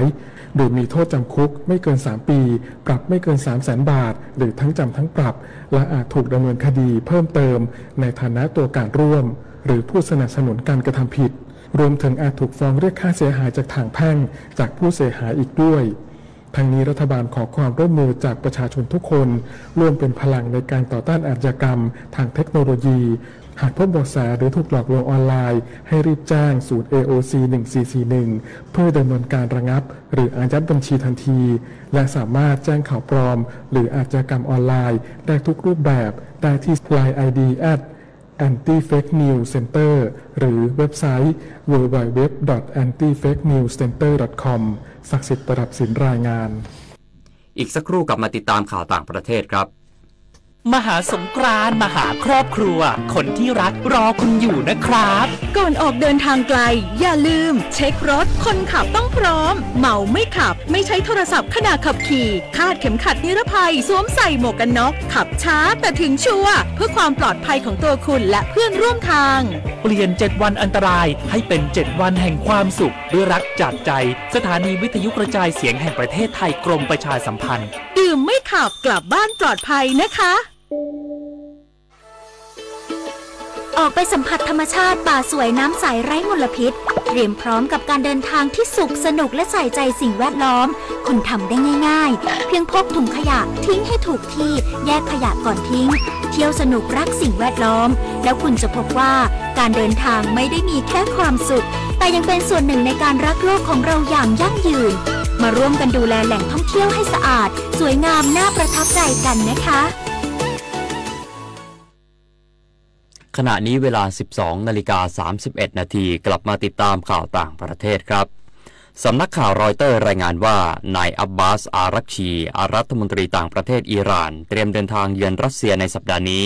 ก่อนการเจรจาด้านนิวเคลียร์รอบใหม่กับสหรัฐซึ่งจะมีขึ้นที่กรุงมัสกัตของโอมานในวันเสาร์นี้โฆษกกระทรวงการต่างประเทศอิหร่านระบุว่าการหารือกับรัสเซียจะมุ่งเน้นความคืบหน้าในการเจรจากับสหรัฐหลังนายอารักชีพบกับนายสตีฟ วิทคอปผู้แทนพิเศษของประธานาธิบดีโดนัลด์ทรัมป์ผู้นำสหรัฐที่โอมานเมื่อวันเสาร์ที่ผ่านมาขณะเดียวกันนายราฟาเอล กรอสซี่ผู้อำนวยการทบวงการพลังงานปรมาณูระหว่างประเทศ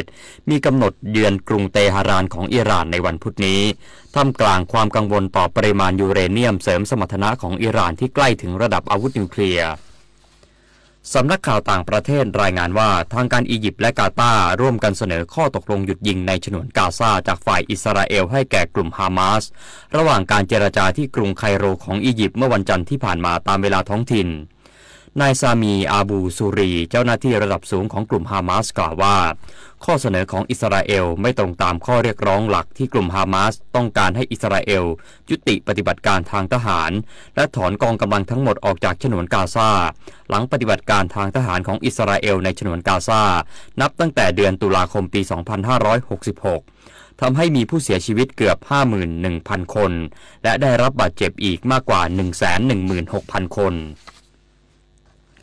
นายวินสตันปีเตอร์รัฐมนตรีต่างประเทศของนิวซีแลนด์กล่าวในถ้อยแถลงระหว่างการเยือนเมืองโฮโนลูลูรัฐฮาวายของสหรัฐที่ระบุว่า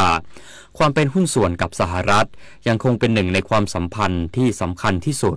โดยเฉพาะเมื่อพิจารณาจากผลประโยชน์ร่วมกันในภูมิภาคอินโดแปซิฟิกและสถานการณ์ทางภูมิรัฐศาสตร์โลกที่เปลี่ยนแปลงไปนายปีเตอร์ยังระบุว่าการเยือนครั้งนี้เป็นโอกาสอันดีในการเน้นย้ำถึงมรดกร่วมทางวัฒนธรรมระหว่างฮาวายและนิวซีแลนด์พร้อมแลกเปลี่ยนมุมมองเกี่ยวกับความท้าทายทางเศรษฐกิจการเมืองและความมั่นคงในภูมิภาคอินโดแปซิฟิกรวมถึงบทบาทของนิวซีแลนด์ในการทำงานร่วมกับพันธมิตรในภูมิภาคแห่งนี้กระทรวงเกษตรป่าไม้และประมงของญี่ปุ่นเปิดเผยเมื่อวันจันทร์ว่า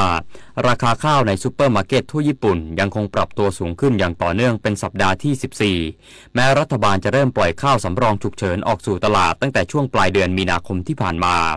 โดยราคาเฉลี่ยของข้าวปริมาณ5กิโลกรัมระหว่างวันที่31มีนาคมถึง6เมษายนที่ผ่านมาอยู่ที่ 4,214 เยนหรือประมาณ 1,100 บาทกระทรวงเกษตรป่าไม้และประมงของญี่ปุ่นยังระบุว่า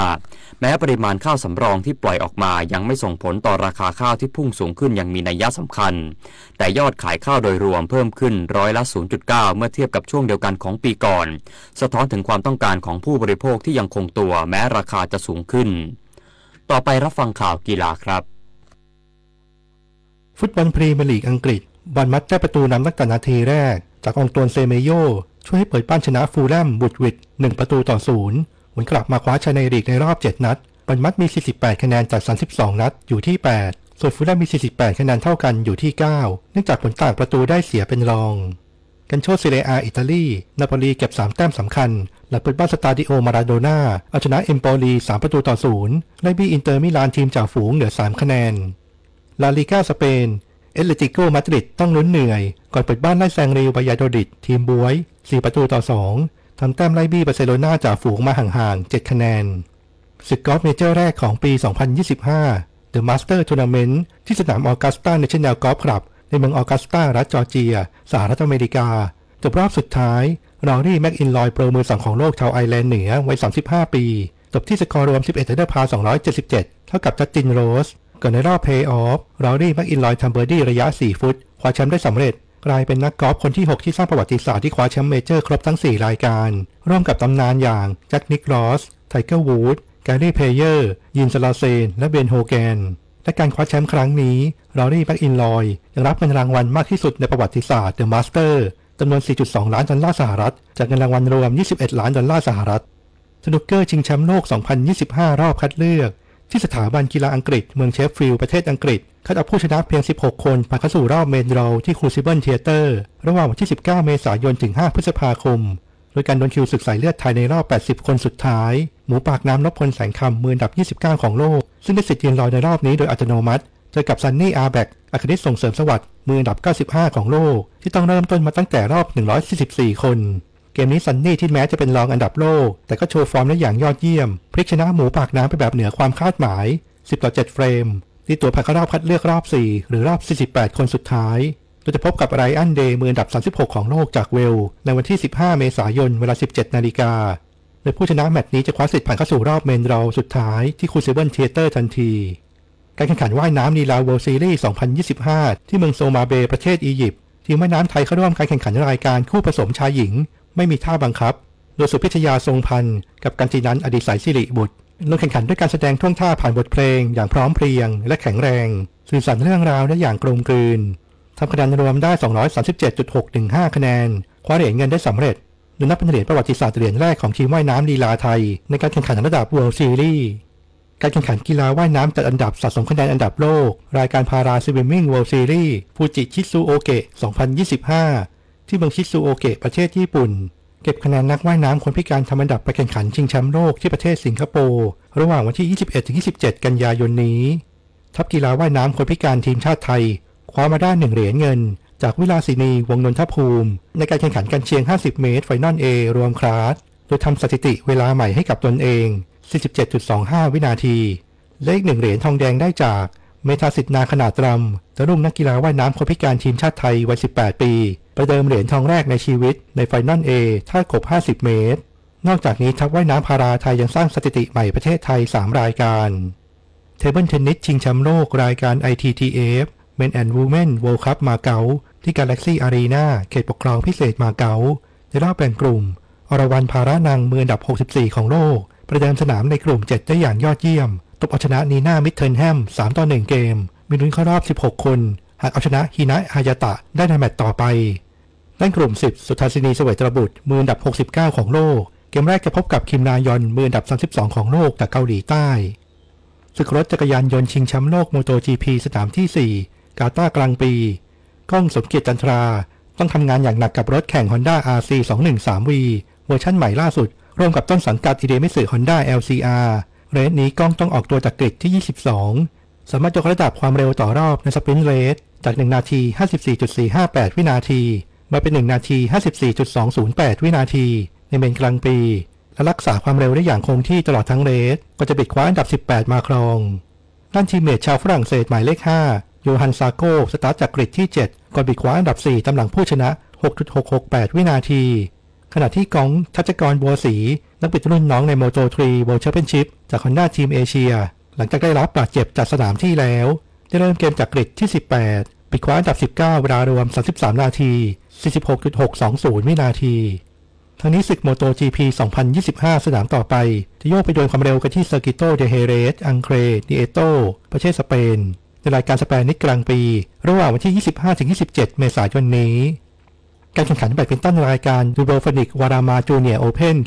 2025 ที่ประเทศโครเอเชียนักตบลูกขนไก่จากโรงเรียนแบดมินตันบ้านทองหยอดทำผลงานได้อย่างยอดเยี่ยมคว้าแชมป์ได้4ประเภทโดยชายเดี่ยวพัชรกิจอภิรัตน์เกษตรมือวางอันดับ1ของรายการเอาชนะบารัตตราทีจาก UAE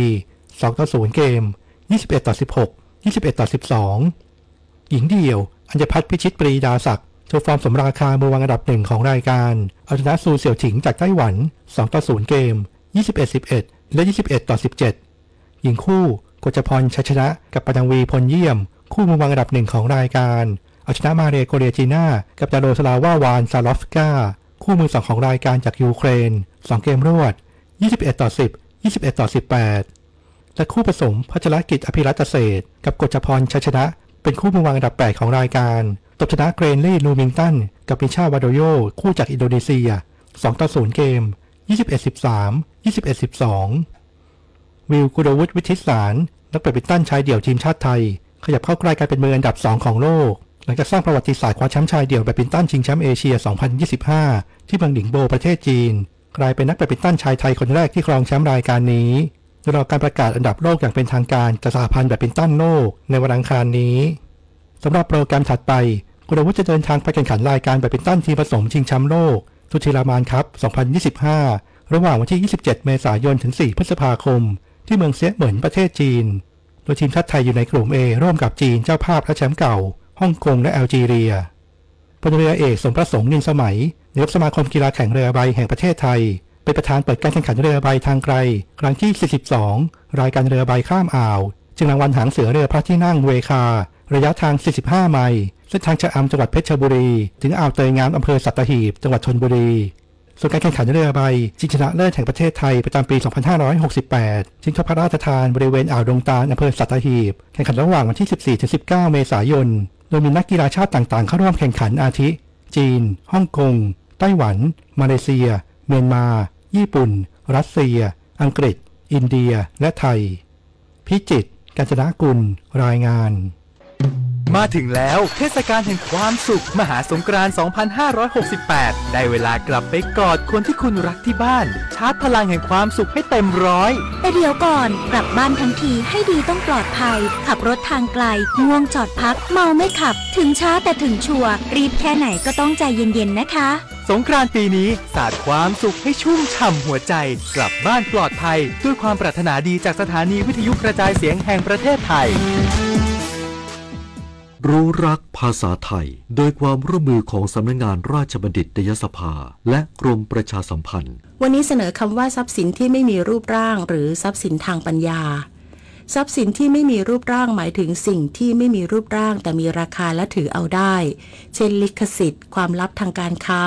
สิทธิบัตรเป็นทรัพย์สินที่จับต้องไม่ได้แต่มีมูลค่าทางเศรษฐกิจและมีเจ้าของปัจจุบันนิยมเรียกทรัพย์สินที่ไม่มีรูปร่างว่าทรัพย์สินทางปัญญาเพื่อให้เห็นว่าเป็นสิ่งที่สร้างสรรค์มาจากภูมิปัญญาของมนุษย์แม้จะไม่มีรูปร่างสังคมก็พึงปฏิบัติเช่นเดียวกับทรัพย์สินที่มีรูปร่างกล่าวคือให้ความเป็นเจ้าของคุ้มครองและลงโทษการละเมิดต่อเจ้าของสิทธิ์ดังกล่าวนอกจากทรัพย์สินทางปัญญาแล้วยังมีสิทธิ์อื่นๆอีกที่เป็นทรัพย์สินที่ไม่มีรูปร่างเช่นสิทธิเก็บกินสิทธิเหนือพื้นดินและสิทธิในการอาศัยเป็นต้นผู้มีคำถามการใช้ภาษาไทยสอบถามได้ที่ www.orst.go.th สงกรานต์ปีนี้การเดินทางราบรื่นรอยยิ้มสดใสรู้เส้นทางรู้สภาพจราจรปลอดภัยกว่าเกาะติดทุกสถานการณ์ทุกเส้นทางหลักทั่วประเทศพบกับรายการสัญจรสงกรานต์สนุกสนานปลอดภัย 11-17 เมษายนนี้เวลา 16 นาฬิกาถึง 19 นาฬิกาฟังได้ทางสถานีวิทยุกระจายเสียงแห่งประเทศไทยและเครือข่ายวิทยุกรมประชาสัมพันธ์ขณะนี้เวลา 12:44 นาทีรับฟังพยากรณ์อากาศครับพยากรณ์อากาศ 24 ชั่วโมงข้างหน้าประเทศไทยตอนบนจะมีอุณหภูมิสูงขึ้นกับมีอากาศร้อนโดยทั่วไปในภาคกลางรวมทั้งกรุงเทพมหานครและปริมณฑลโดยยังคงมีฝนฟ้าคะนองและลมกระโชกแรงบางแห่งรวมถึงอาจมีฟ้าผ่าเกิดขึ้นได้บางพื้นที่บริเวณภาคเหนือภาคกลางรวมทั้งกรุงเทพมหานครและปริมณฑลและภาคตะวันออกขอให้ประชาชนบริเวณดังกล่าวระวังอันตรายจากพายุฝนฟ้าคะนองและลมกระโชกแรงที่จะเกิดขึ้นโดยหลีกเลี่ยงการอยู่ในที่โล่งแจ้งใต้ต้นไม้ใหญ่สิ่งปลูกสร้างและป้ายโฆษณาที่ไม่แข็งแรงรวมทั้งเพิ่มความระมัดระวังในการจัดกิจกรรมกลางแจ้งช่วงเทศกาลสงกรานต์สำหรับเกษตรกรควรเตรียมการป้องกันความเสียหายที่อาจเกิดขึ้นกับผลผลิตทางการเกษตรและสัตว์เลี้ยงรวมทั้งดูแลรักษาสุขภาพในช่วงที่สภาพอากาศเปลี่ยนแปลงไว้ด้วยเนื่องจากบริเวณความกดอากาศสูงหรือมวลอากาศเย็นที่ปกคลุมภาคตะวันออกเฉียงเหนือของประเทศไทยและทะเลจีนใต้เริ่มมีกำลังอ่อนลงในขณะที่ลมตะวันออกและลมตะวันออกเฉียงใต้พัดปกคลุมประเทศไทยตอนบนสำหรับภาคใต้มีฝนเพิ่มขึ้นและมีฝนตกหนักบางแห่งเนื่องจากลมตะวันออกเฉียงใต้ที่พัดปกคลุมทะเลอันดามันภาคใต้และอ่าวไทยมีกำลังแรงขึ้นส่วนคลื่นลมบริเวณอ่าวไทยและทะเลอันดามันมีคลื่นสูงประมาณ1 เมตรบริเวณที่มีฝนฟ้าคะนองคลื่นสูงมากกว่า2 เมตรขอให้ประชาชนบริเวณภาคใต้ระวังอันตรายจากฝนตกหนักและฝนที่ตกสะสมซึ่งอาจทำให้เกิดน้ำท่วมฉับพลันโดยเฉพาะพื้นที่ลาดเชิงเขาใกล้ทางน้ำไหลผ่านและพื้นที่ลุ่มไว้ด้วยส่วนชาวเรือบริเวณอ่าวไทยและทะเลอันดามันควรหลีกเลี่ยงการเดินเรือในบริเวณที่มีฝนฟ้าคะนองไว้ด้วยสภาวะอากาศที่มีผลต่อการสะสมฝุ่นละอองในระยะนี้การสะสมของฝุ่นละอองหมอกควันบริเวณประเทศไทยตอนบนอยู่ในเกณฑ์ดีถึงปานกลางโดยมีแนวโน้มเพิ่มขึ้นเนื่องจากมีฝนตกลดลงพยากรณ์อากาศตั้งแต่เที่ยงวันนี้จนถึงเที่ยงวันพรุ่งนี้ภาคเหนือมีฝนฟ้าคะนอง120ของพื้นที่กับมีลมกระโชกแรงบางแห่งส่วนมากบริเวณจังหวัดแม่ฮ่องสอนเชียงใหม่ลำพูนลำปางและตากอุณหภูมิสูงสุด 29-37 องศาเซลเซียสภาคตะวันออกเฉียงเหนือมีฝนฟ้าคะนอง10%ของพื้นที่ส่วนมากบริเวณจังหวัดนครราชสีมาบุรีรัมย์สุรินทร์ศรีสะเกษและอุบลราชธานีอุณหภูมิสูงสุด 33-37 องศาเซลเซียสภาคกลางอากาศร้อนโดยทั่วไปกับมีฝนฟ้าคะนอง30%ของพื้นที่และมีลมกระโชกแรงบางแห่งส่วนมากบริเวณจังหวัดอุทัยธานีสุพรรณบุรีกาญจนบุรีราชบุรีนครปฐมสมุทรสาครและสมุทรสงครามอุณหภูมิสูงสุด 33-37 องศาเซลเซียสภาคตะวันออกมีฝนฟ้าคะนอง40%ของพื้นที่กับมีลมกระโชกแรงบางแห่งส่วนมากบริเวณจังหวัดนครนายกปราจีนบุรีสระแก้วฉะเชิงเทราชลบุรีและระยอง อุณหภูมิสูงสุด 33-35 องศาเซลเซียสลมตะวันออกเฉียงใต้ความเร็ว 15-30 กิโลเมตรต่อชั่วโมงทะเลมีคลื่นสูงประมาณ1เมตรบริเวณที่มีฝนฟ้าคะนองคลื่นสูงมากกว่า2เมตร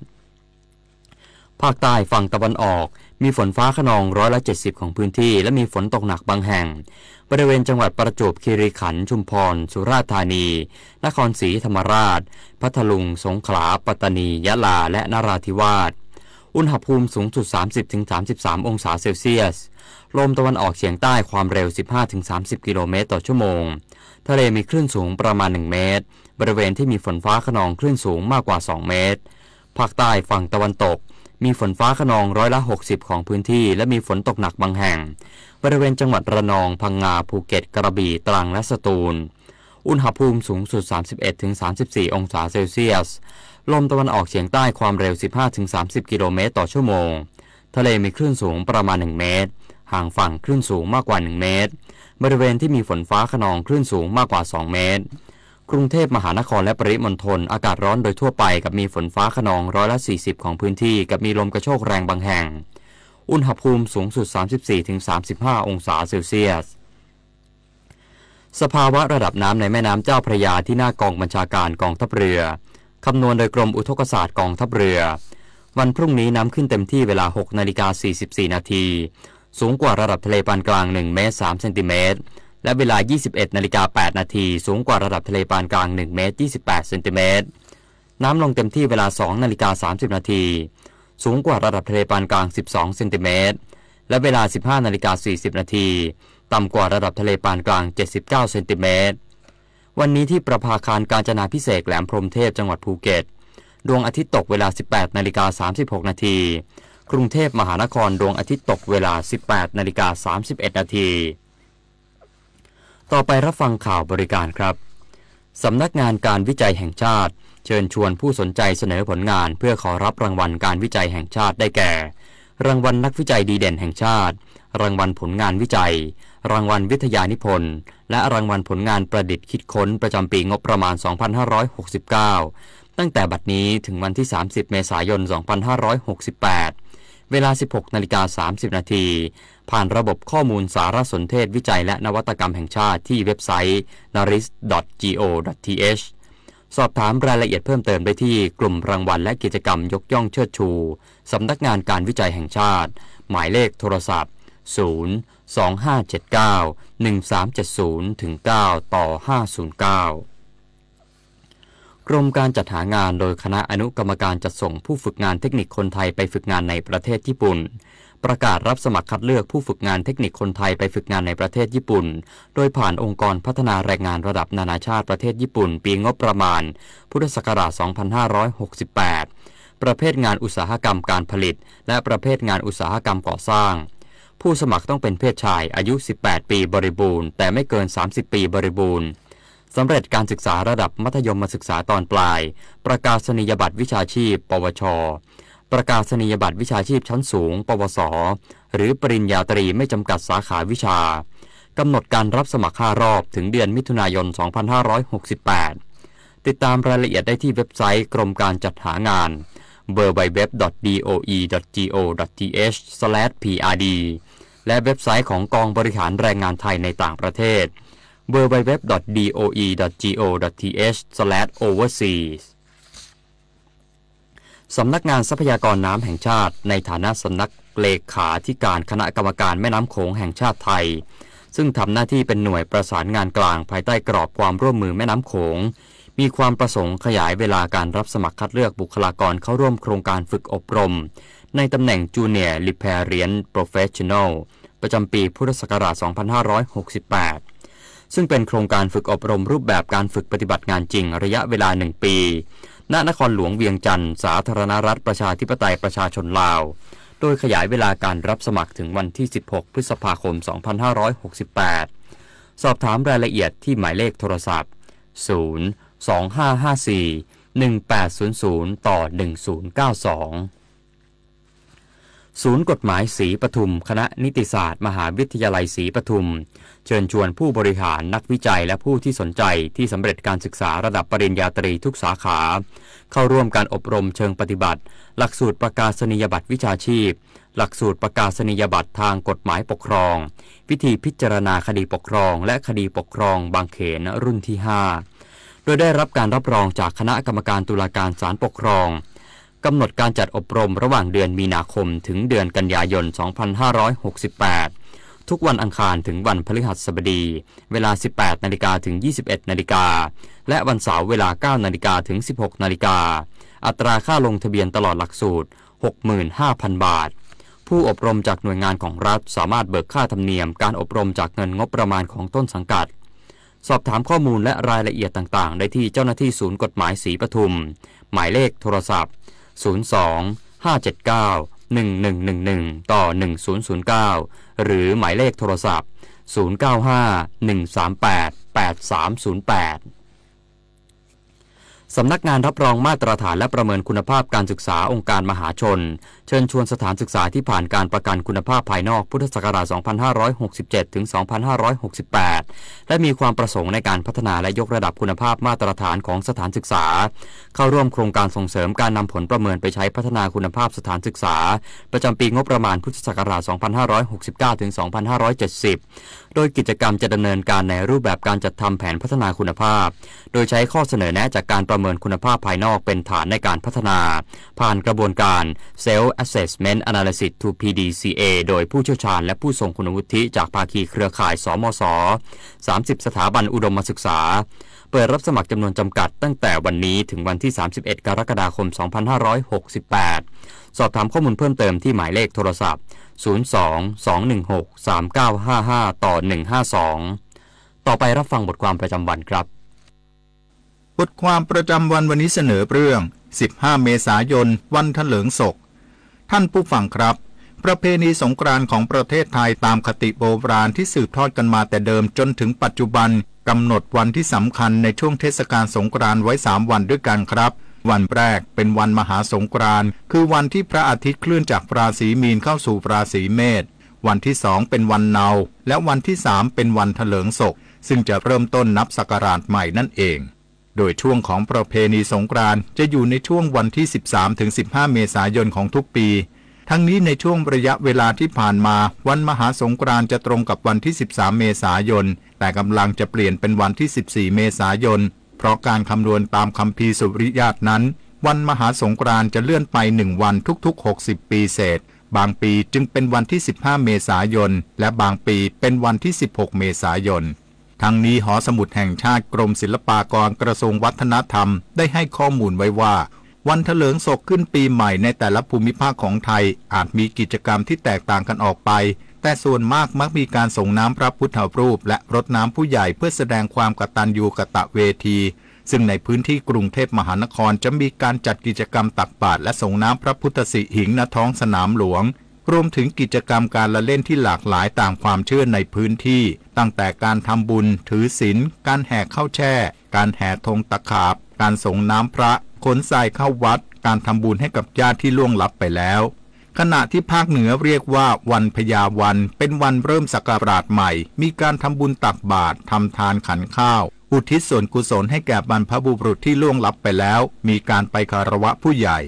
ภาคอีสานวันที่ 15 เมษายนมักเรียกว่ามื้อสงกรานต์ขึ้นคนที่ไปทำงานยังต่างถิ่นจะเดินทางกลับภูมิลำเนาเพื่อเป็นการรวมญาติและทำบุญอัฐิบรรพบุรุษที่ล่วงลับไปแล้วเรียกว่าสักกะอนิจจาภาคใต้มักเรียกว่าวันรับเจ้าเมืองใหม่วันเบญจาหรือบินจาเชื่อว่าเป็นวันที่รับเทวดาองค์ใหม่มาดูแลรักษาบ้านเมืองแต่งกายด้วยเสื้อผ้าและเครื่องประดับใหม่บางบ้านมีการจัดพิธีจตุรมุขเพื่อรดน้ำดำหัวผู้ใหญ่นั่นเองทั้งนี้นอกจากการรดน้ำผู้ใหญ่และทำบุญให้กับผู้ล่วงลับไปแล้วคนไทยถือโอกาสวันขึ้นศักราชใหม่ของไทยนิยมเดินทางไปท่องเที่ยวตามสถานที่ต่างๆเพื่อใช้เวลาว่างอยู่กับครอบครัวหรือบุคคลอันเป็นที่รักเริ่มต้นทำสิ่งใหม่ๆที่ตั้งใจจะทำตลอดทั้งปีคิดดีพูดดีและพักผ่อนก่อนมาทำงานต่อในวันถัดไปท่านผู้ฟังครับ ถือเป็นอีกหนึ่งช่วงเทศกาลของไทยที่ทั้งชาวไทยและชาวต่างชาติให้ความสนใจเดินทางมาท่องเที่ยวที่ประเทศไทยเนื่องจากเป็นช่วงเทศกาลที่กำหนดระยะเวลานานอาหารที่มีชื่อเสียงเป็นการกระตุ้นเศรษฐกิจตั้งแต่ระดับฐานรากได้เป็นอย่างดีครับจบบทความประจำวันเรื่อง15เมษายนวันเถลิงศกอานนท์ นันตสุคนเรียบเรียงเตชินมัชชันติกะนำเสนอสวัสดีครับท่านผู้ฟังที่สนใจบทความดังกล่าวสามารถดาวน์โหลดได้ที่เว็บไซต์สถานีวิทยุกระจายเสียงแห่งประเทศไทย radiothailand.prd.go.th หรือติดต่อได้ที่ส่วนกระจายเสียงในประเทศโทรศัพท์ 022773804 ในวันและเวลาราชการปีแห่งมหามงคลขอเชิญชวนคนไทยทั้งประเทศทำความดีบริจาคโลหิตในโครงการ70พรรษา70ล้านซีซีเฉลิมพระเกียรติสมเด็จพระกนิษฐาธิราชเจ้ากรมสมเด็จพระเทพรัตนราชสุดาสยามบรมราชกุมารีตลอดปี2568บริจาคครบ2ครั้งจะได้รับพระผงหลวงปู่มั่นภูริทัตโตเป็นที่ระลึกดูรายละเอียดได้ที่ thaibatcenter.redcross.or.thความเป็นผู้รู้จักเวลาเป็นรากฐานสำคัญที่ทำให้คนเราสามารถดูแลรับผิดชอบตนเองได้อันจะนำไปสู่ความสำเร็จที่สูงขึ้นต่อไปในอนาคต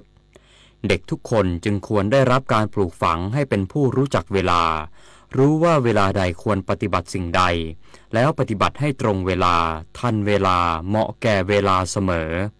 พระบรมราโชวาทพระบาทสมเด็จพระเจ้าอยู่หัวจบข่าวจุฑามาสรักษาพันธ์บรรณาธิการข่าวชโลธรจัญญาอ่าน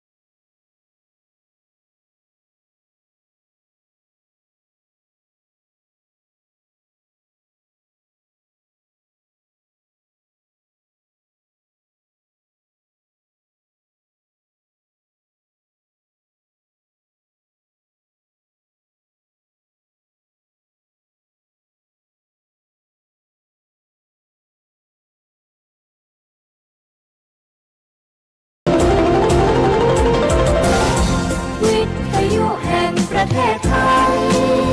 ให้ความรู้กู้ความสุข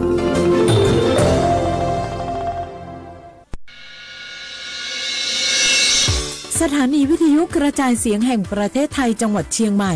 AM 1476 กิโลเฮิรตซ์สถานีวิทยุภาคภาษาชาติพันธุ์แห่งเดียวในประเทศไทยที่มีความทันสมัยเชื่อ ชื่อถือได้สร้างอัตลักษณ์กลุ่มชาติพันธุ์สู่สากลนี่รู้กันไหมสิทธิบัตรทองหรือบัตร30 บาทเป็นสิทธิหลักประกันสุขภาพตามกฎหมายที่ช่วยคุ้มครองคนไทยทุกคนให้เข้าถึงบริการสุขภาพที่จำเป็นโดยไม่ต้องเสียค่าใช้จ่ายเลยนะครอบคลุมทั้งการรักษาพยาบาลการป้องกันโรคการฟื้นฟูสมรรถภาพทางการแพทย์เรียกว่าช่วยให้คนไทยอุ่นใจกันเลยทีเดียวสอบถามเพิ่มเติมสายด่วนสปสช1330ฮล่ะแก้วเคยสังเกตก็ในปฏิทินไทยมีวันสำคัญเกี่ยวกับสถาบันพระมหากษัตริย์อยู่เกือบทุกเดือนเลยนะ